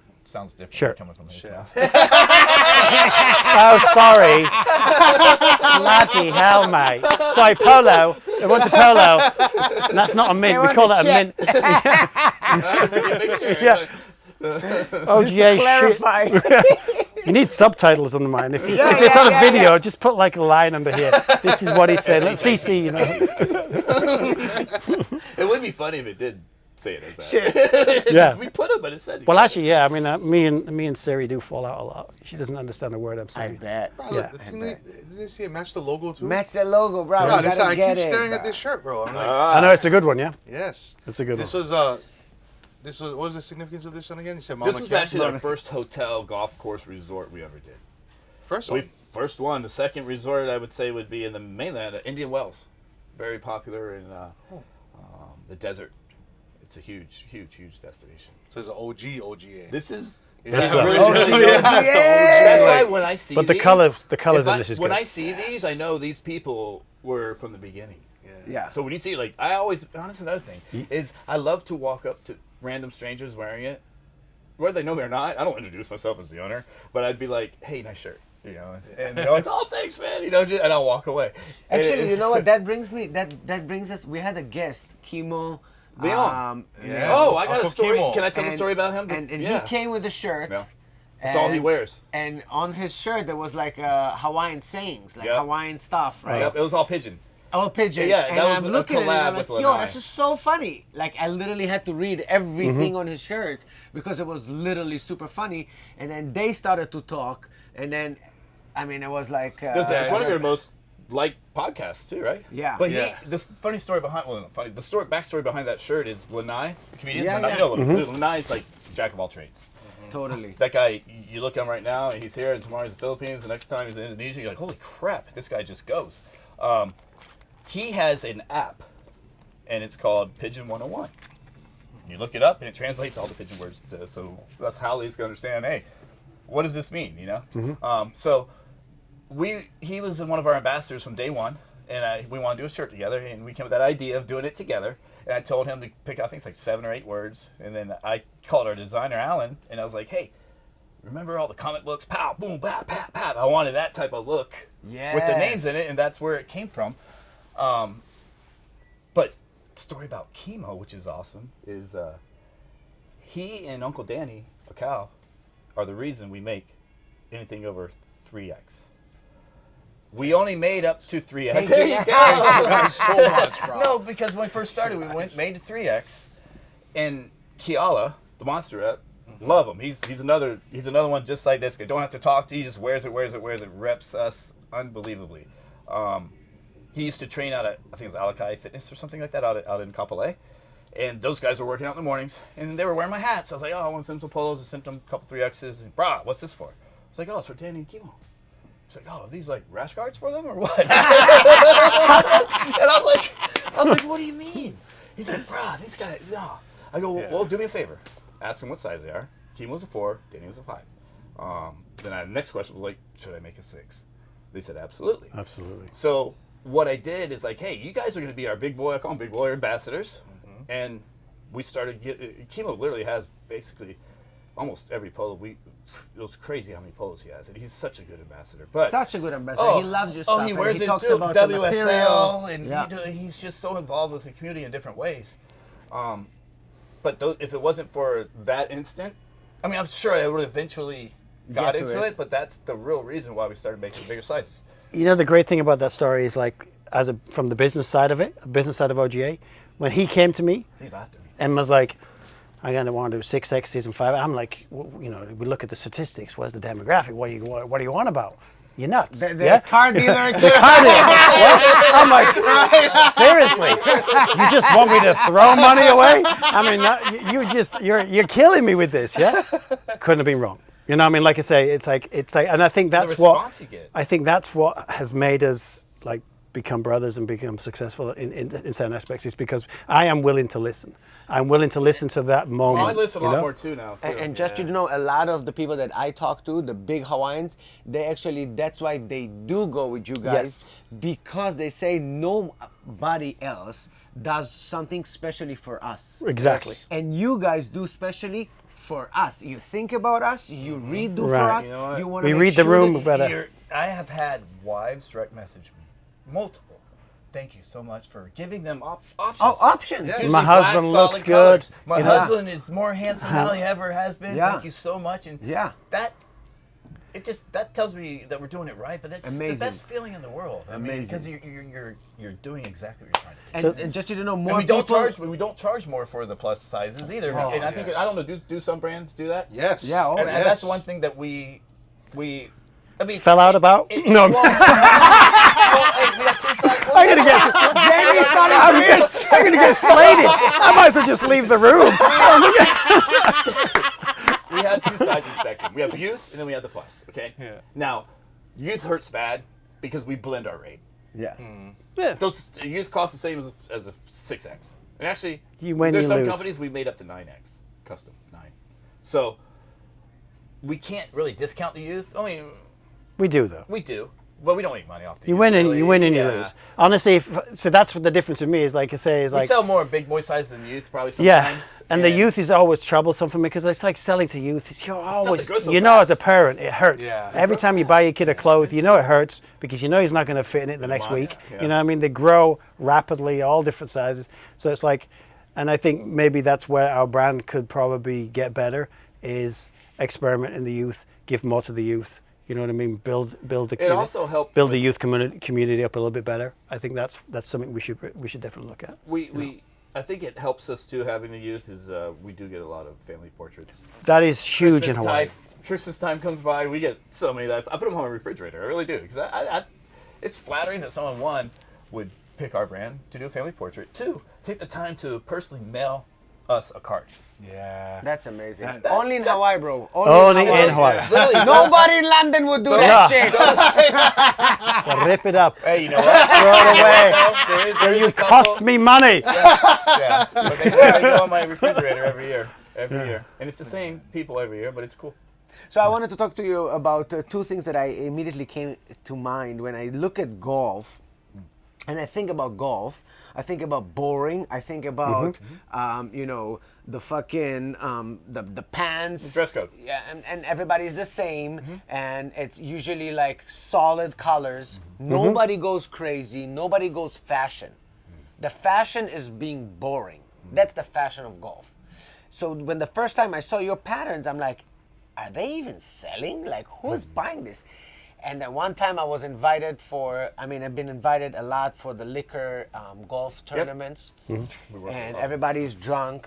And I go there and everybody's wearing your stuff. 604, everybody is wearing your stuff. Everybody, everywhere. And I'm like, holy shit, this is crazy.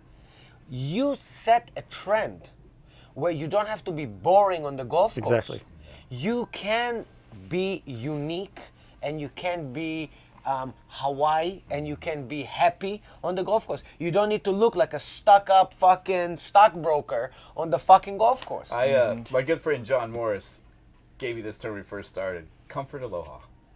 I'm not knocking other Aloha shirt brands, but the cotton can be very rough.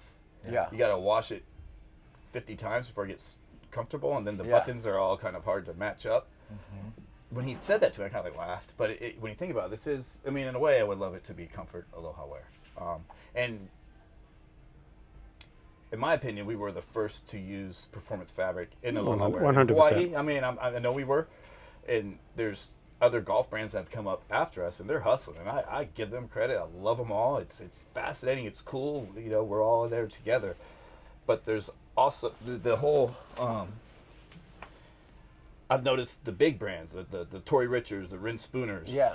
and other brands that are way bigger than us. They've all adapted to. Everybody's come to- full circle. And with so, this. and if you go into like Roger Dunn, those guys, they put them right next to us, you know. And so it makes me think like, who? Well, I mean, I'm not saying we can't claim anything, but it's I would like to say we started a trend maybe in Hawaii with comfort. I think you can openly flex your chest and say we did. I mean, I think obviously COVID happened and the golf became the new. COVID was the best thing that ever happened. Over You know, it really was because everybody turned into golfers. everybody kind of came out the woodwork and started wearing the Aloha shirts. Yeah. But I'll tell you what I've experienced, because when you talk about the boring golfer, that was kind of me.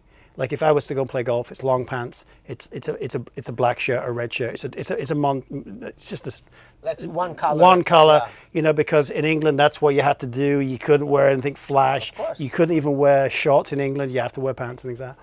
So like when he came up with the concepts, I'm like, is this going to work? And then when it started taking off, I find myself wearing brighter colors than I've ever worn before. Yeah.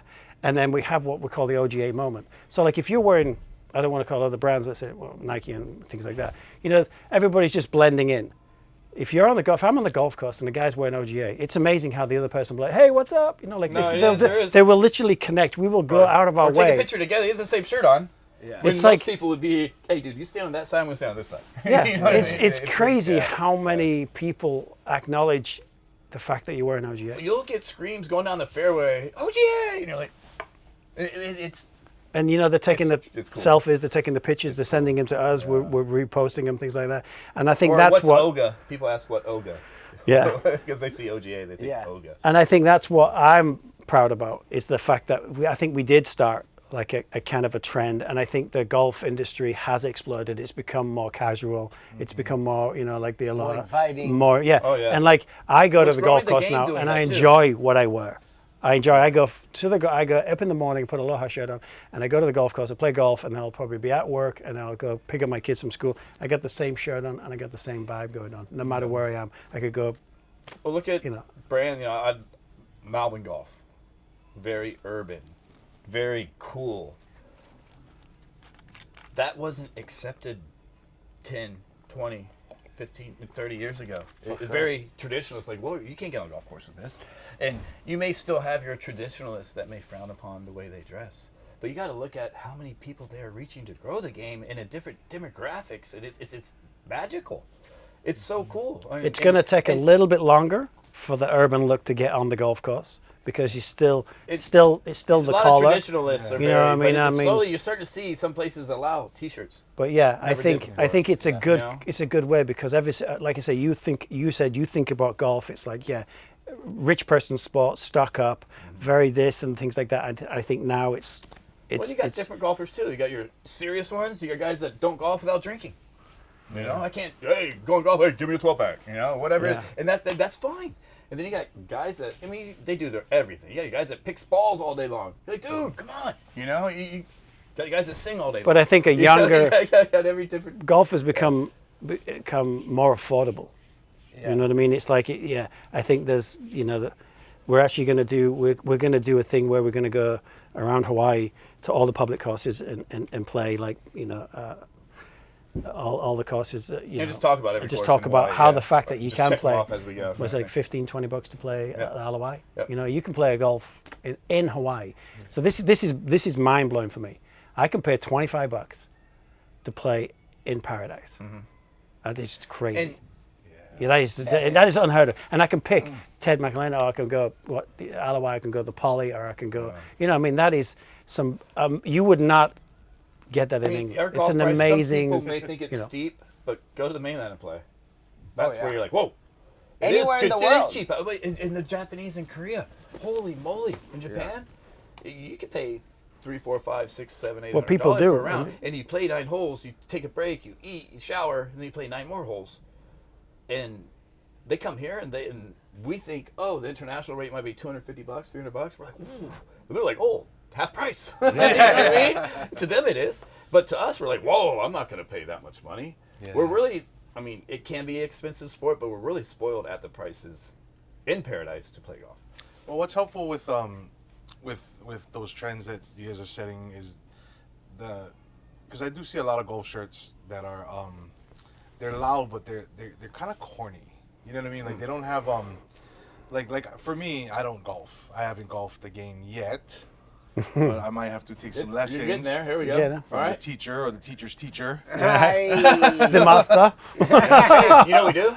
We all go one day and we bring out the crew and we have content and you can come too and play and laugh at us. Bro, let's go. No, I'm serious. It'll be fun. Well, you know the reason why I know we'll play a I scramble, want you so to finish like your me and you thing. and We him, play too, scramble so golf. Yeah, it's fun like that. So which scramble golf is where you take the best tee shot, and then the you take best the shot. best second shot, It's and then fun. the best one. That Because way that- you that- can have it That way, all over the place. we do that on purpose too. Because like I say, we walk in the tee time. We walk in. Everybody expects us to be shooting like 3 or 4 under, letting them work. Can't so we- together. We can't. We take the best of the best. We can. We shoot So, 9-10 under together, but hey, you put us by ourselves. Like, yeah. But anyway, Outside of the golf course, like I wear them to all my events. You know what I mean? Like, Mm-hmm. and they feel, they look really good. They look classy. They're not, even though they do seem loud, they still have style to them. It's not just trying to be loud. It's just there's still a bit of you feel dignified wearing them. Well, still. yeah. I You mean, know I what remember bumping into you. It was at where the pumpkin patch was. Yes. The pumpkin patch. I didn't really know you too well then, but I was like, man, that guy's wearing OGA. You know? And I found myself stalking you. I was like, I gotta say hi. I gotta say hi. Who is that guy? And then I was like, oh my gosh, he's Chris Stiles, you know. And then I was like, because it was you, I didn't want to come up and be like, hey, you know, little groupie, whatever. But yeah, I remember seeing you there, and I was thinking, You yeah, know, it blends in. It yeah. blends in, but with a bit of class, you know. Yeah. What's good, like the Monstera, the black Monstera. Yes. It's very simple. We kind of call it. I mean, it's probably one of the top Our number one sellers. seller. Yeah, that's why we keep bringing it back. But I call it like our entry shirt. You know, because you say you're not into pink or any colors, you just wear solid colors, you'll buy that one. And then next thing you know, you might try something a little splash of color. The second you do that, you get compliments, you're in. You'll start buying more colors and stuff because you're like, oh man, that guy complimented that shirt. That's my new favorite shirt. You know how guys are. Yeah. And you go out and you get compliments. You're wearing that shirt all the time. And then the one big thing that I do, like, I don't know why, but it just feels good. Whatever you guys are doing, like the It's a custom. I mean, the you just put fabric- one on today, right? Yeah, the Like, fabric is sick. like it's just, and then for guys like me, like big guys, that's one of our favorite things is the fact that like, hey, look, I'm not sweating. Yeah. You know what I mean? Like, You'll never see sweat through ours. It's just like, Yeah. you Custom feel fabric. good. It's the whole process is different. So other brands may feel similar, but they're not. They don't know our final little twist we do to it. But that feeling comes out, like for me, like I gotta go on stage and all this. Like I feel 100 times better. Personally, like, oh, okay, I'm comfy. You know what I mean? Like I'm gonna go out there and kill it. And I'm sure a lot of people feel that way. That's why, or one of the reasons why they're so excited to share their love with other people who are wearing. Because I'm pretty sure I know how you feel right now. Like, Honestly, you feel like $1 million bucks. on a smaller scale, I know what you're saying because, like I say, it's like the same with me. If I go on the golf course, I was so used to being just like everybody else and not having that color and that flair. Now I'm different. Now it brings a different kind of confidence to me out. You know what I mean? I kind of feel if I'm not wearing one of our shirts, I'm like, hey, I'm not going to play. You know, it brings a different kind of confidence. We do get those friends though that like, but I don't golf. Doesn't matter. No, Not in Hawaii. No, but Look at the me. comeback. I tell everybody this is the easiest comeback in the world. Do you wear Ralph Lauren or polo? Sure. Do you play polo? I mean, we got a polo field out here. Sure, a handful of guys do, but the majority of them don't. And then they're like, oh, I never thought about it. Or my friends that don't surf, you're wearing surf shorts. Do you surf? Oh, I never thought about that. So it's just a stigma that I think some people think, oh, I can't wear it unless I golf. But once they wear it, they're like, oh crap, I can wear this out on a date. And you know, I want to make a video because you can start your day off going to work, OGA, sitting there in the office, friend calls you, hey, let's golf afterwards, no problem. Just wear the same stuff, go to course, play, get done with that. Hey, let's go meet for some drinks and some food. Nothing changed. You might wash up, Still clean, same shirt. same shirt, Yes. go. But I think what a coolest video would be is like, you know, guys hang out at the edge of the bar, and I'm just saying for sales. Some pretty ladies walk by, and they just kind of like bump into it and they touch it, and they're like, they have no idea. You run back real fast. Everything you did all day. I worked, I played golf, I did this, I did that. And they're still feeling it and checking it out because you still feel good. I know the perfect videographer if you're ever. Right there. It'd be kind of a goofy, spoofy. No, but that's actually a super cool. I mean, I hate to say it. I'll get you a shirt too. You'll get petted in the shirt. People will walk by. People will be like, you told me a story about that. Somebody came up to you. Wait, can I pet you? It was in the store. Yes, I remember that. He told me. I was like, what? He gets that all the time. Well, you got it in like I'm supposed to be here to calm him down. Yeah, he's now petting people. Yes, I remember. Yeah, but it's true because there is a smooth, cool feel to it. My hands are rough, and it doesn't snag. Yeah. Like whenever I touch all of our other friends that make stuff, it's like here. I'm gonna get asked tonight by my wife. How many people pet you a day? I know. None, honey, none. I'm fine. But you know what I mean? When they touch it, they're like, oh, whoa. Wait, that doesn't feel like... No, it does feel... We'll put a texture. We didn't have a texture. Actually, there's a little bit of texture built into here, so it looks kind of vintage. So they don't expect it to feel the way it feels. They expect it to feel more maybe cottonish. Because we'll put like a linen look to it, even though it's not linen. And then let me ask you another question. As far as the marketing goes, I know that nowadays, I was just talking to Ken before, back in the day, you used to do like an ad on a magazine, you used to do like a commercial on the TV, and I used to do nightclub stuff, and you'd be telephone poles. Yeah, exactly. Posters, fucking Non-stop, flyers, fucking whatever. Yeah. So how did you guys come up? Was there a strategy from the get-go to have ambassadors? Did you have like a game plan? Was it something that built naturally? Was it organically? Was it something you said, okay, instead of paying one guy that has 500,000 followers, let me send out 300 people that just have 10,000 followers, and slowly it'll come up? Like, what was the... Do you want to answer this? We both... I looked at... I know you're in radio.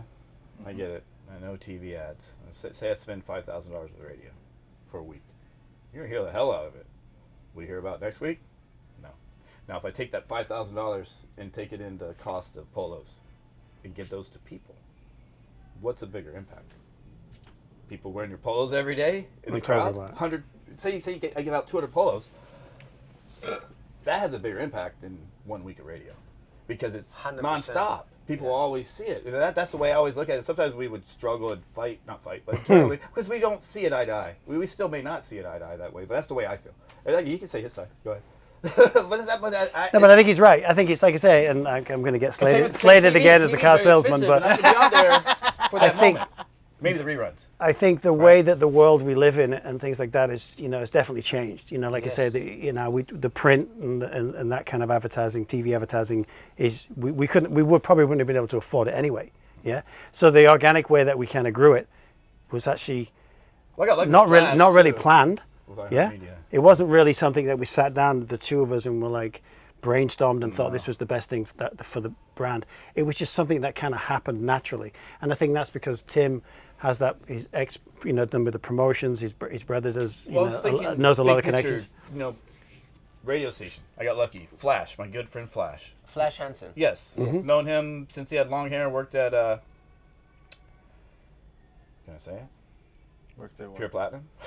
He was a bartender. A bartender at Pure Platinum that day. Long hair. He had long hair. Yeah. Okay. One of my best friends. You know why they call him Flash? Well, Robbie, I don't really know. I mean, I'm sure I've been told it, but because he used to be a super fast bartender. Well, there you go. But Flash, basically, he. No, I didn't know that. I honestly. I was hoping that's what he was going to say. I was hoping. Flash, not a raincoat. No.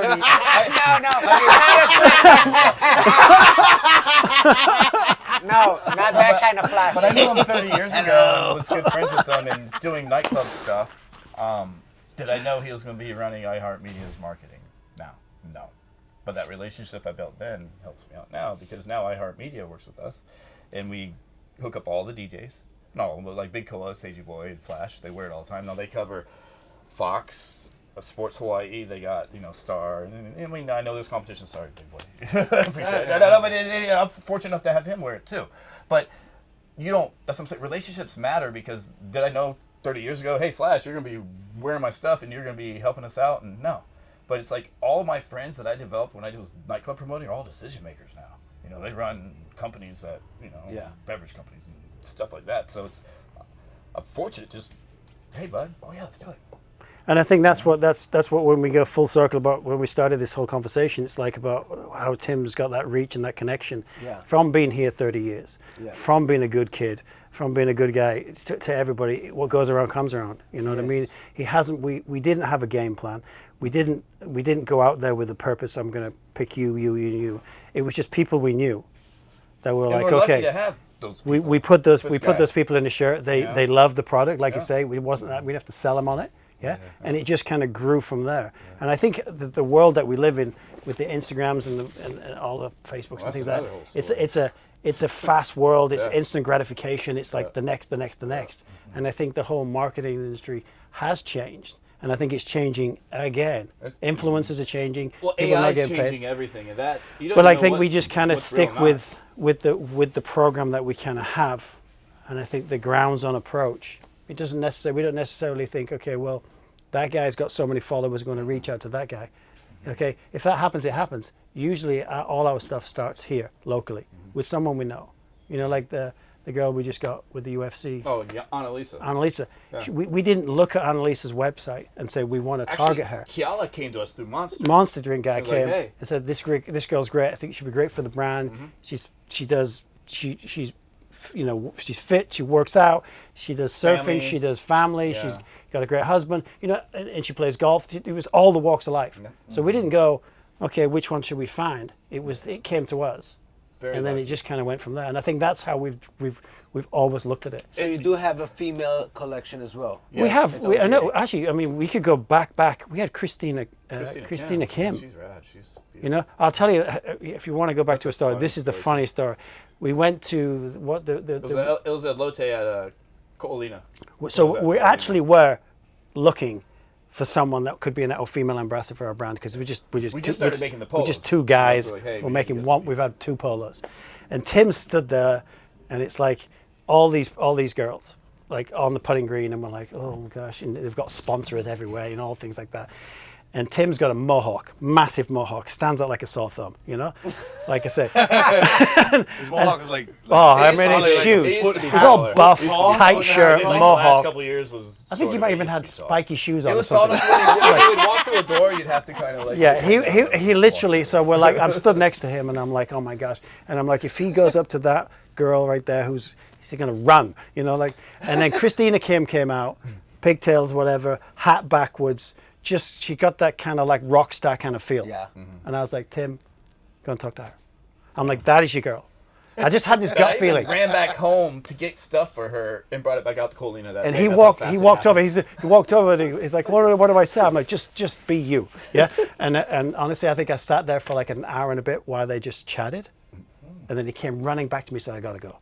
I got to go and get her some stuff. And honestly, she was amazing. Yep, the next She morning, was she amazing posting for our stuff, brand. doing stuff, and then she got George Lopez collection when we got it. She was overseas. She talking wore about all our us, stuff, and it she just was really neat. so cool. And She's amazing. She's kind of like that little, like I said, the rebel kind of, you know. She's got so much spunk.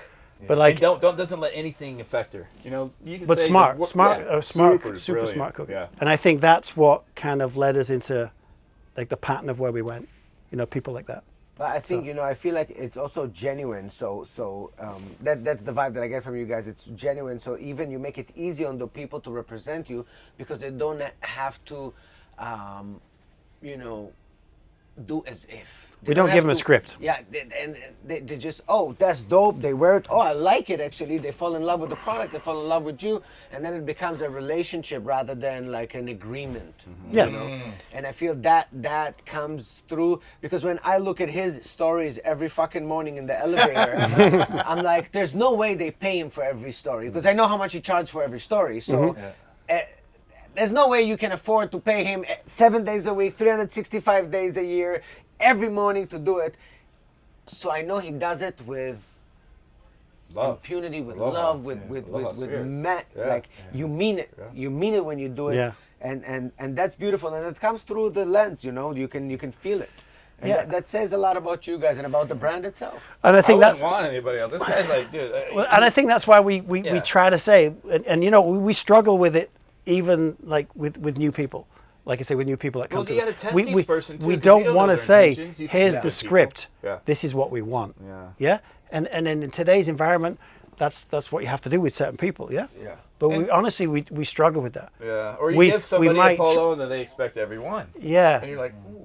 And I think that's when awkward, we you know? build it. We go through an awkward stage, build up a relationship. You know what I mean, and things like that. And I think then we just go from there. Like I You're say, like, hey, bro, you just released a few polos. We sure did. Yeah. You know what I mean? But you know that they're fishing for. But your last message was in 2024. I mean, you posted last time that British guy posted. Or you got a 94. daughter now and she's 12. You know, and you're like, yeah.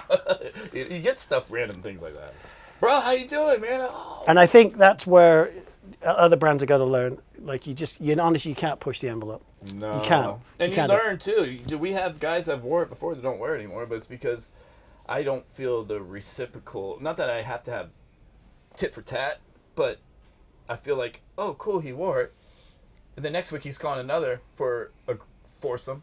And next week calling another one for and I'm like doing it. And eventually I'm like, why am I doing this? it's like You know, are these people buying polos or his? And they're not. And so eventually, it does get uncomfortable when you cut people off. But then you notice they'll jump ship and go to other brands. You know, but I see it from the back, and I'm never. It's just it's unfortunate because I see people working with other brands. Where you're like, ooh, we'll see how long this lasts. You know what I mean? Like, It has to be genuine. It has to be because genuine. a lot of it is you can. I'm not. Yeah, I'll leave it at that. Yeah, leave it at that. You know, a lot of times I feel like when there's a new brand that comes up and then everybody's doing it, they send, a care package to all those athletes and they hope that they're going to wear it, they hope they're going to post about it.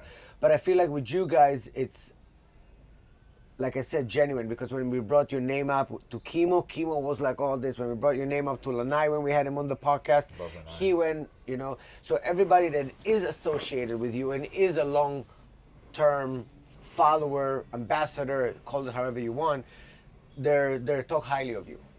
And it's not necessarily for other brands. I got it, so I wear it, and that's what it's a free shirt, that's why I'm wearing it, and it's all, like you said, tit for tat. Yeah. It's like you give, I get, this and that. But over here, a lot of times I feel like people just continue to wear it because they believe in the brand, they believe in the product, they believe in what they put on them. And by the end of the day, those people, when they wear something on, whether it's Kimo, whether it's Steezy, whether it's any one of those people that you're talking about, Lanai, billboards. people look at them and they have followers, and people everywhere they go, people want to associate with them, they want to be part of their life, so when they see them wearing it on a day-to-day, not once a blue moon, not on the golf course, wear it on a day-to-day, that means something.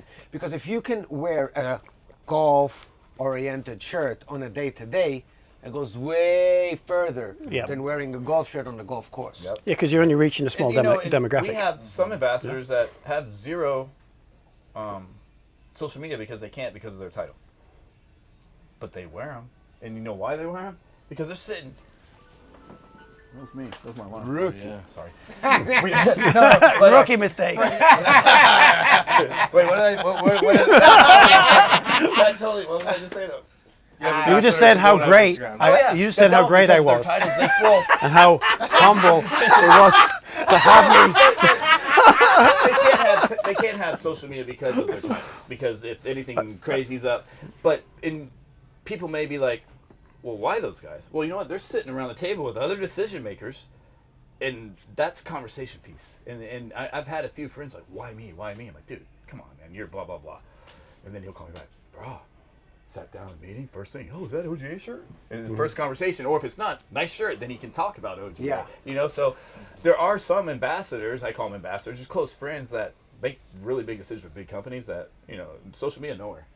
Yeah. And there's no need for it. I don't want them to do it because I know just by them wearing it is huge for us. You can't measure it. No. You can't measure Yeah. that. And I think some other brands have got to realize that. You can't put all your eggs in one basket, and you can't measure sometimes the reach that other people have, And I think that's, like I say, it's what he's taught me over the last 10 years is all walks of life that he's brought to the table. I mean, there's some construction I'm like, guys why that have- this guy? And he's like, construction you guys don't gotta understand. have that demographic. Yeah. So Yeah. he might not be. I mean, I'm not.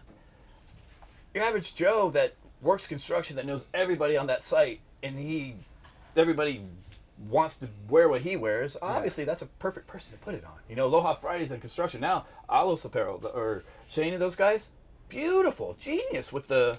Yeah. Oh, Which one are you talking about? Man, Yeah. I sat down I got introduced to him at the Polynesian Bowl. And most humble. I don't know if you've had him on this thing yet, but bring him on, man. That I thought it was a genius idea of what he did, and now everybody's copying him. Yeah. And he's killing it. Yeah. Killing it. So proud of him because he took a gamble. Like, ooh, I want to try something totally different. Let's make Aloha shirts and put the safety. But colors again, in. it was genuine. Yeah. Because he Yeah. said, But when you why follow would him we- on Instagram every morning, hey fam, every time praying for you to have a good week. And that's the positivity that every brand needs to have. Yeah. And that's why he's growing. And that's why he's going to fast. I watch him. They're growing faster than us right now. Is it because it's a totally different, it's a huge demographic. Everybody's construction in Hawaii. Everybody. And everybody needs to wear safety colors. Yeah. You know? Genius. By the way, are you also in stores on the mainland? Not yet. We honestly, 2026 is going to be our retail launch for not only here but mainland. you know, it's funny you say that because we kind of did like a warehouse sale for the first time ever. OGA has always been online through Instagram, through our website. We actually did like a little quick Labor Day, and we opened what is our warehouse, the door, and like it was just nuts. Bonkers. It was bonkers. Bonkers. Like it was just like, you know, you say Made in Hawaii has that long line. We had the same thing Well, just yeah, on that one long day. line, but it was kind of it was nuts. 2-3 days. We did just as much sales Was that the light? Or as I we just have to did see in you? those 2 or 3 days. I was wondering if I blacked Did I out. just was blacked like, out for a second? That Was that the light? period, a But- 6-hour period. We did the same amount of sales as Made in Hawaii did. Yeah, 2 years ago. honestly, it was So- incredible. So we are actually going to go next week. We're going to kind of do like a little kind of a fun opening, just 12 to 4, so people can come and literally, like what you talked about, is try it on. Yeah. Feel it, Yeah. try it on, because that's the best. We're going to make our warehouse shoppable. And I think then we will change the warehouse feel into a shoppable event. Yeah. And then we will stretch our legs into, you know, maybe golf shops and other stores and things like that. We'll just, We're at Duke's right now. Yeah. We're in a few locations, but nothing. We haven't even advertised it yet. You know, we're at 604. We did a collab with 604. We're Duke's at the Waikiki. 604 Clubhouse out there at Lelehua. You can only purchase it there and online. It's a beautiful. It's our first time we ever. but Dukes did. have been getting our our- actually our particular Yeah. line and then embroidering it with the Dukes logo and things like that. But so. they're selling like hotcakes too. It's like every time I look, they're ordering more. And I'm like, but we do Kyoki's. We do all the locations too, not just here. On this island. So I think as business partner, that's where that's BMW. Forgot about that. Our stuff's sold in the BMW. Yeah. All the BMW locations has our polos in their gift we've shops. decided to kind of stretch our legs a little bit. You know, obviously it takes a little bit of financial backing and things like that. So we're talking to the right people, and I think once we get the okay, we can then, because we don't want to let anybody down. We don't want to go out there and say we've got you all covered, and then not be able to, you And I wanna know, kinda because you got cherry factory issues, you got at first who we go everything to. else. You know what I mean? But like, we've come almost now to the point where we're, you know, in such a great place. Just out of curiosity, for example, the Canelo Alvarez, this is something that you are selling? Or this is That was something- sold This was sold limited Three drop years ago. 3 years Did I ago. hit the Smith? There's no way that you cannot sell this Okay, on the yeah. main. I thought I hit the Smith, but I just hit snooze. I know it's important. He hasn't got an iPhone. That's the problem. No, it's important. Samsung. I don't even know what time it is. I don't care. Okay. It's actually his sleep lab. He has to Like- it's his nap time. I go to bed early. Like 7:30, 8 o'clock. Like, there's I'm up no at way 3:30. that this specific pattern, that No, specific nope, pattern, never. that specific Can't pattern, buy that anymore. that specific pattern. That one you can. It's still. no, it's I'm newer talking release. about those specific patterns that are not just Hawaii. Yes, there's the islands, but it Yeah. just looks like camouflage. Camouflage, So yeah. you could sell this in Vegas, Yep. you could sell Oh, yeah. this Yeah. in Reno, you could 100%. sell this in New York, you could sell this anywhere. This you could sell anywhere, Yeah, especially exactly. since I'm wearing it. But you can sell it anywhere. This you could sell anywhere. This you could sell anywhere. Yeah. So, you know, when are you going to scale into the mainland, and do you have a plan on how to? Okay, so next year we have the golf show here in Hawaii, and that's going to be where we actually going to be in it.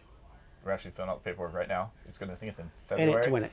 And it's basically, you know, just like any other show where they, I don't know if it's at the Prince or where it's at, but, you know, they get a hotel floor, 2 floors, 3 floors, all different golf brands. We'll have our own room set up to where we have a new designer that is very, very, he's fast and he understands retail very good because he's worked with tons of big brands.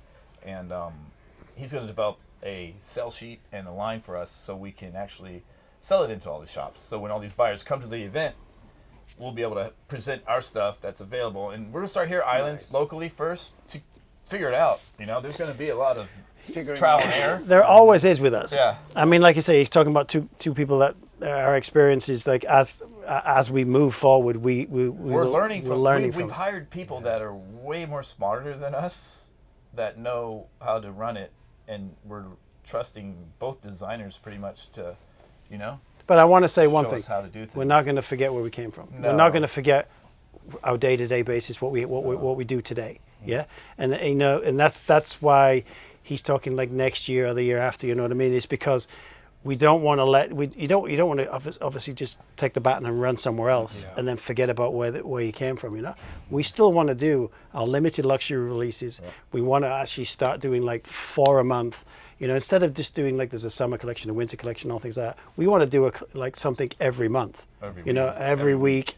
So like four a month. That's one a week. 4 to 6. Yeah. So, but we have to create that first, and we're almost there. Yeah. We're almost there. Pretty soon Once we're we've done banging that, out so many new designs, you're we like, holy can- crap, what's going on? yeah. Once we've done that, then we can kind of stretch into the other sides of things. Well, you know, and so I think too, me going to say like, say I go to Pearl, talk to them about. I'm just using them hypothetically. So talk about bringing in our stuff. It's also an opportunity to sell in a custom polo just for them that's custom about Pearl. Yeah.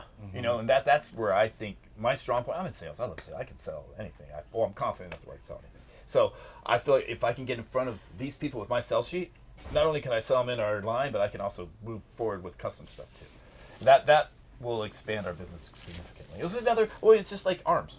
You got different arms branches that. How many make golf courses revenue are streams. in total in the States? That's hard. That's a good question. I think on this island, I want to say there's 40 something, 44. On the Just on this States- island. Just on this I island, think there's so. 40? I think there's something like that. Yeah, It's ridiculous. it's When you ridic- start counting them, you're like, whoa.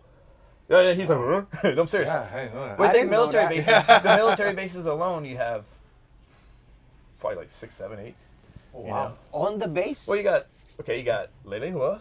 okay, here we go. I'm trying to think. I mean, I'm. You got Lelehua. You got. You're gonna get under the podcast. the par There's three. only Wait, 24. wait. What is he on about? Maybe. Well, you got- All let's of those check it are out. expensive. Let's just think military. You got Kebe. Well, there's you got 10 Lelehua. Then you got the Here we par go. 3 at Hickam. You got the regular course at Hickam. You have the course right here, the Navy Marine course. That's 5 without me even going. Then you got Aloha, Poly, you probably got 10. OCC, No, Hawaii Kai. We can keep going. Yeah, well, Yeah. there are a lot more than you think. You got Royal Canadian. Wow. You got the old.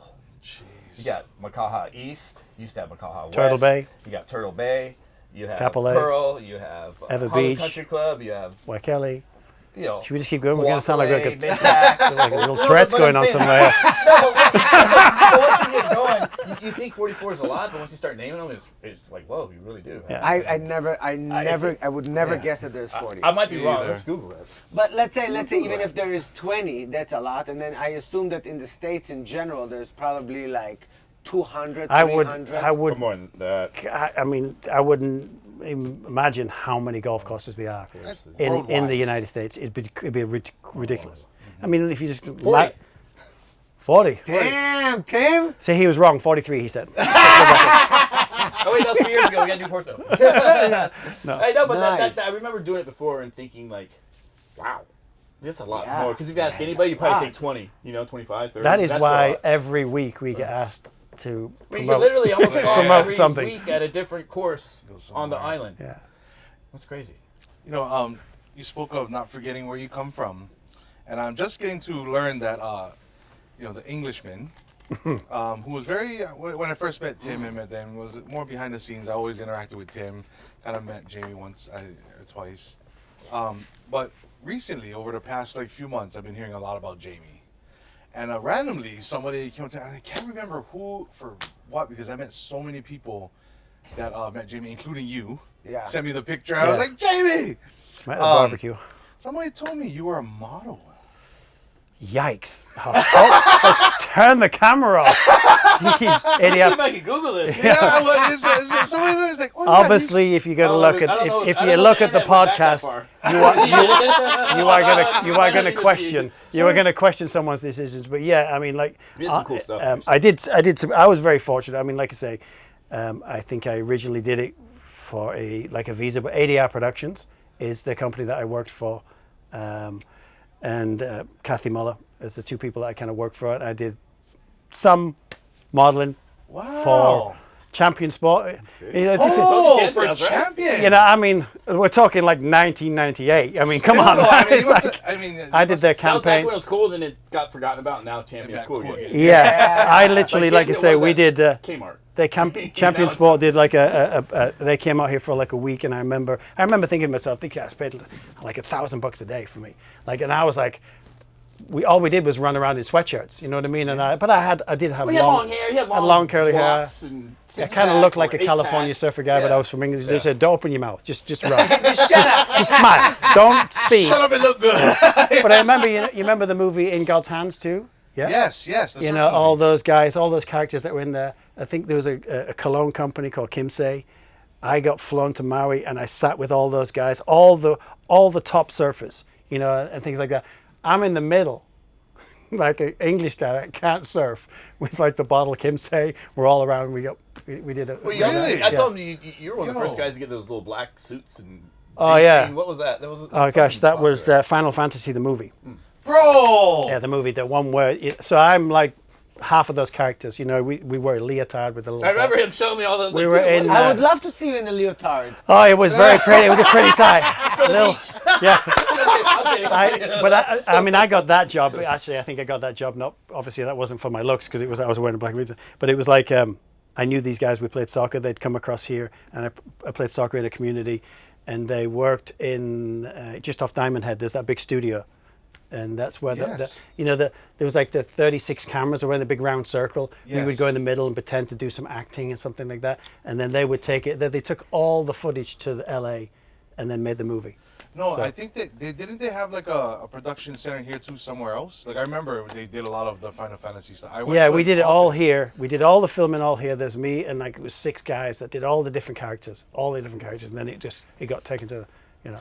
If you look at the credits right at the end, it's just like, phew, I fly back. Rewind it, pause it, rewind it, pause it. I remember this because I remembered Final Fantasy. I remember we toured. I just remember there was an entire floor of an office building that was just full of hard drives, like computers and ACs, and they were doing the animation. They're like, this is what it takes to process this movie. It is.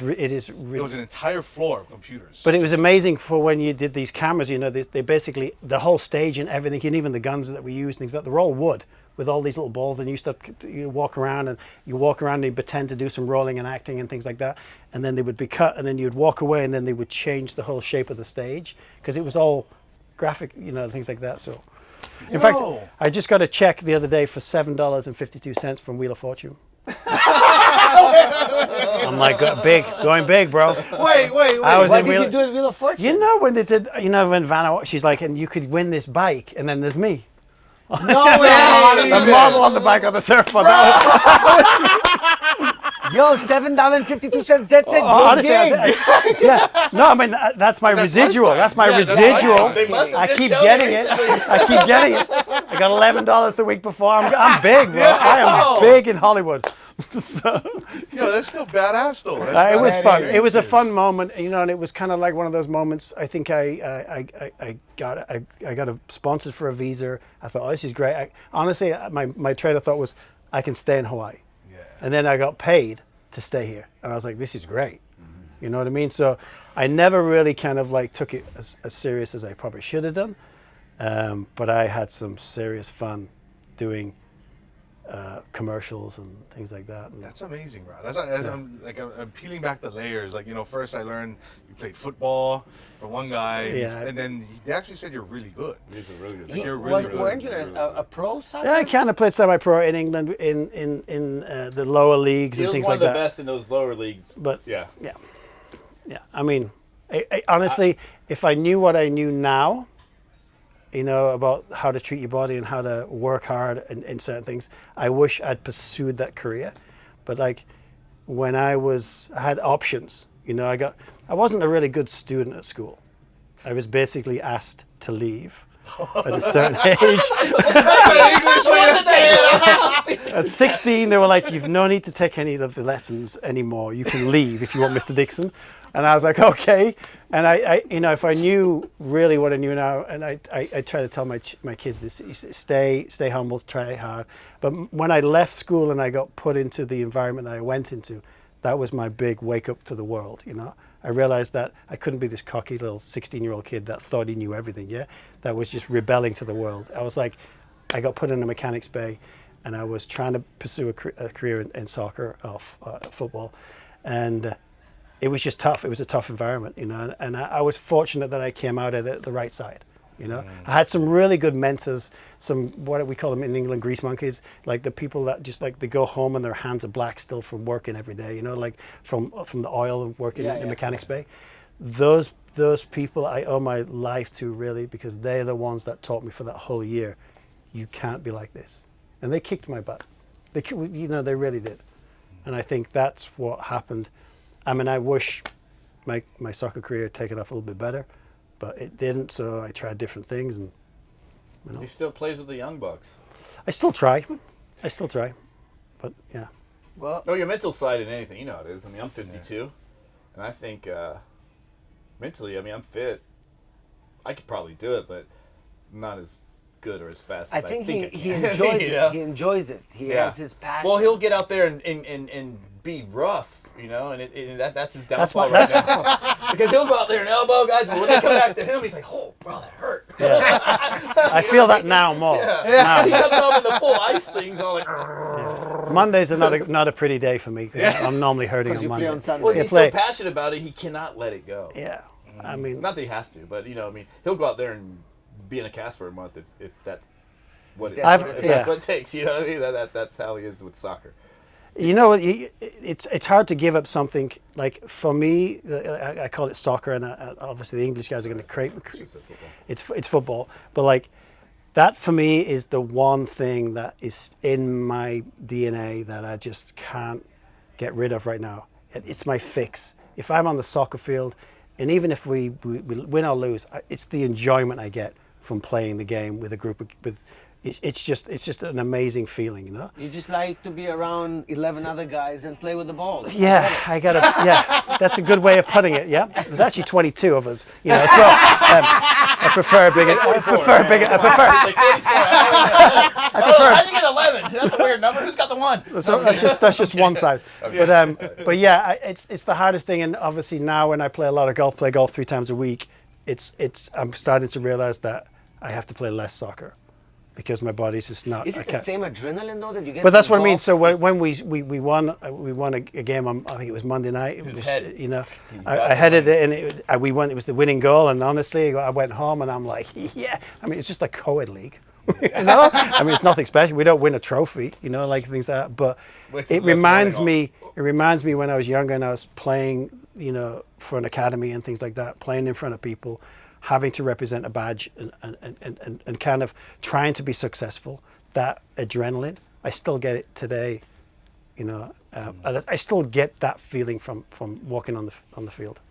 That is crazy. I always ask myself, because when you see all the professional surfers and UFC fighters, all of them play golf. Now, the other sport that they do is super full of adrenaline, whether it's fighting, whether it's surfing, and then you see them on the free time on the golf course. So I always wanted to understand, what is the correlation? How can you The go mental from... discipline. But golf is an It's a escape for discipline. me. It is an escape, but it's a discipline that you have to be disciplined to be Well, good. I'll tell you that my In mindset. each And to fighter, in perfect fighting, it. you have to be disciplined. You can't Yeah. just drop all of your adrenaline because you're going to lose in 10 Well, minutes. my mindset between the two of them is like, I'll go to golf and I'll escape, and I've accepted that golf is just the most difficult sport in the world.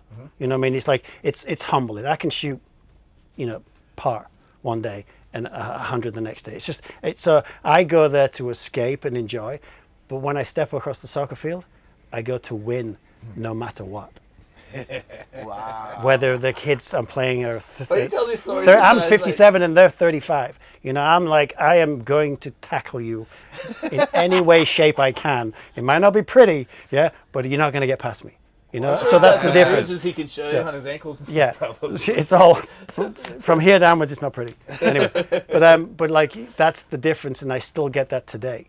I still get the feeling of like how can I achieve the goal of scoring a goal or stopping someone from scoring a goal or something like that. Whereas golf is just I'm just really enjoying the moment of being out there in the company and things like that. Yeah. It's a completely different. And that's something that's cool about golf is you may not know a person, but you can find out Yeah. everything about that person in 4 hours you play golf.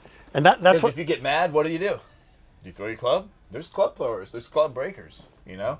And if you're a boss and you're trying to interview somebody and you see that, I think as a boss, take him to golf your first interview. If you see him cheat and you're dealing with money, I'm not hiring you. You know what I mean? If you see them, you'll see them on their highs and lows. You know, so you'll understand their temperament. I think. That's actually a good. Yeah, it's angle. good. I never thought about that.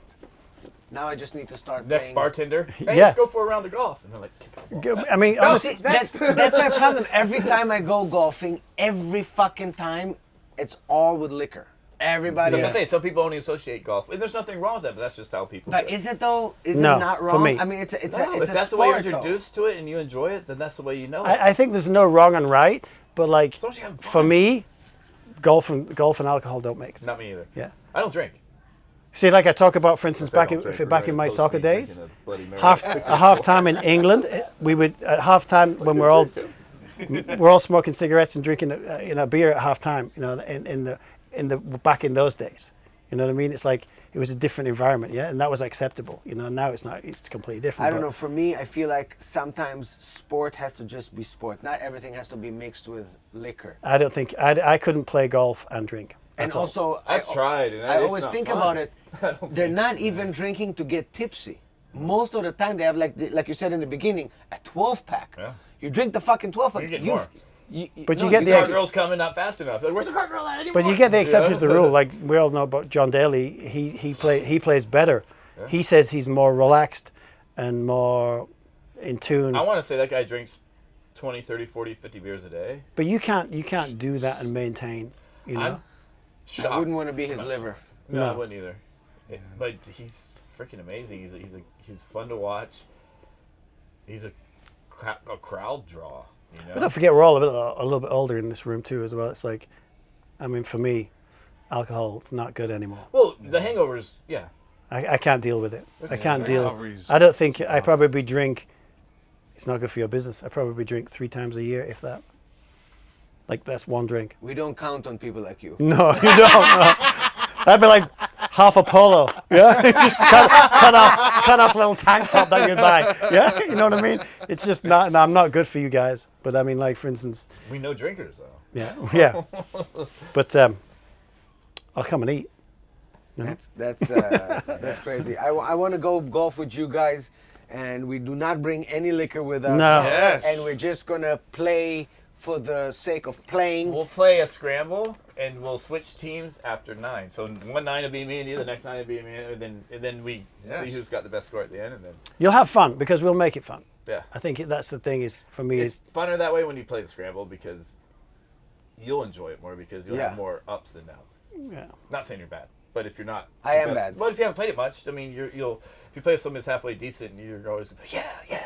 I also and then never- you'll drop those putts that matter too, and you'll be like, good job. I think that's what we're trying to do on social media a little bit too. Is like the yin and yang here. Is like I step on the golf course. I feel like I do kind of look like more of a golfer than Tim. When Tim had his mohawk, he's got the so man. we have this great content. Got another We story got about this that one. mohawk About and that. rock and roll style, and then there's me that plays. But we're both very similar when we get down to the nitty gritty of who we are and what our goals are in life. When I went to play with George Lopez, so it's Lakeside Country Club, super private. That's where all those celebrities. I met Joe Pesci that day. I golfed. The guy warming next to me was Tim Allen. It was just I walk in. First, you got the gate to go through, and you're like, "Oh, I'm playing George." Okay, cool. Then I was walking into the pro shop, shirt untucked, mohawk. Excuse me, sir.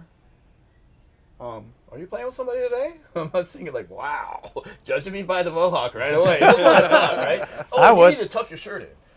And I was like, oh, goodness. I was like, I'm playing with George Lopez. They're like, I saw him pick up the phone right away. I'm sure he probably called him to see if it really was. But they judge you by, some places really judge you by just the way you look, you know? Jeez. And I get it all the time. yeah, it was funny. I mean, I coming from working in a pro shop, I thought it was comical, you know, because I worked in a pro shop for many years, and I had a mohawk. But you do not look like the normal golfer. No, I don't. But it's just You funny do. how uptight they got real fast. And Yeah. the second, there's But nobody else in there. and I think that's where the industry's got to change. Yeah. That's where it is changing, and I think that brands like ourselves and Mailbond and things like that, we should just keep pushing the envelope.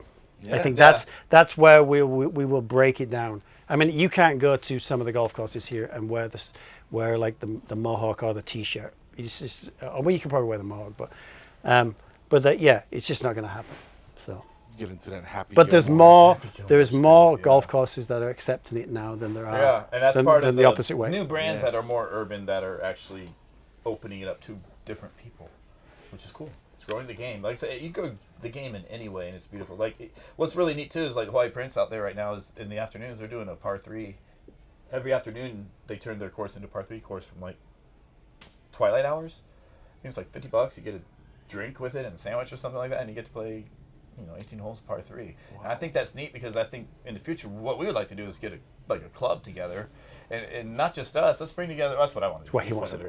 What I would like to do, I'd say, hey, let's reach out to. He always says we. To the Sugar Cats. Let's reach out to the Putwells. We is me. Let's reach out to the Grip It and Rip It guys, and let's all come together, and let's reserve 4 or 5 tee times every week at this time, and grow a community around. This is a classic example of how things happen in OGA. Right. It's a classic example of Tim and his idea. But this is the great thing about it. A It's year like from now, you'll be like, holy crap! Remember we talked about this? This is what we're doing. It's like you know, he relentlessly. It's a club where you join, you pay entry fee, you get See? a shirt, you get exclusive gear. You know It's what back I mean? on it again. My friends did it, and I think they sold in one day close to 20K. Yeah, I believe it. So I believe it. it's Well, we know that from our experience with the Labor Day Sale weekend with the store. I mean, I said I think that's where. But From- they have T-shirts. So Yeah. they even took No, it but- lower, like less. Well, honestly, that is but- Sig Zane collab with polos too. So Yeah. the But Sig Zane is they're a big good. pole. They're a good. Yeah. They've got a And plus, good their whole brand team look is too as well. they have a solid. I mean, I'm not sure how many partners they have, but the they people have behind it connection is to it's just like Hawaii. everybody's Yeah. got a lot. Everybody's somebody. You got a DJ. You got 2 DJs that I know It's of. Composer's brother. Yeah. From Vegas. Well, you got Yeah. But you know what I mean. you They- got they 2 have a- DJs. Putwell? Yeah. They have a good. Jamie. They have a Jamie, good, yeah.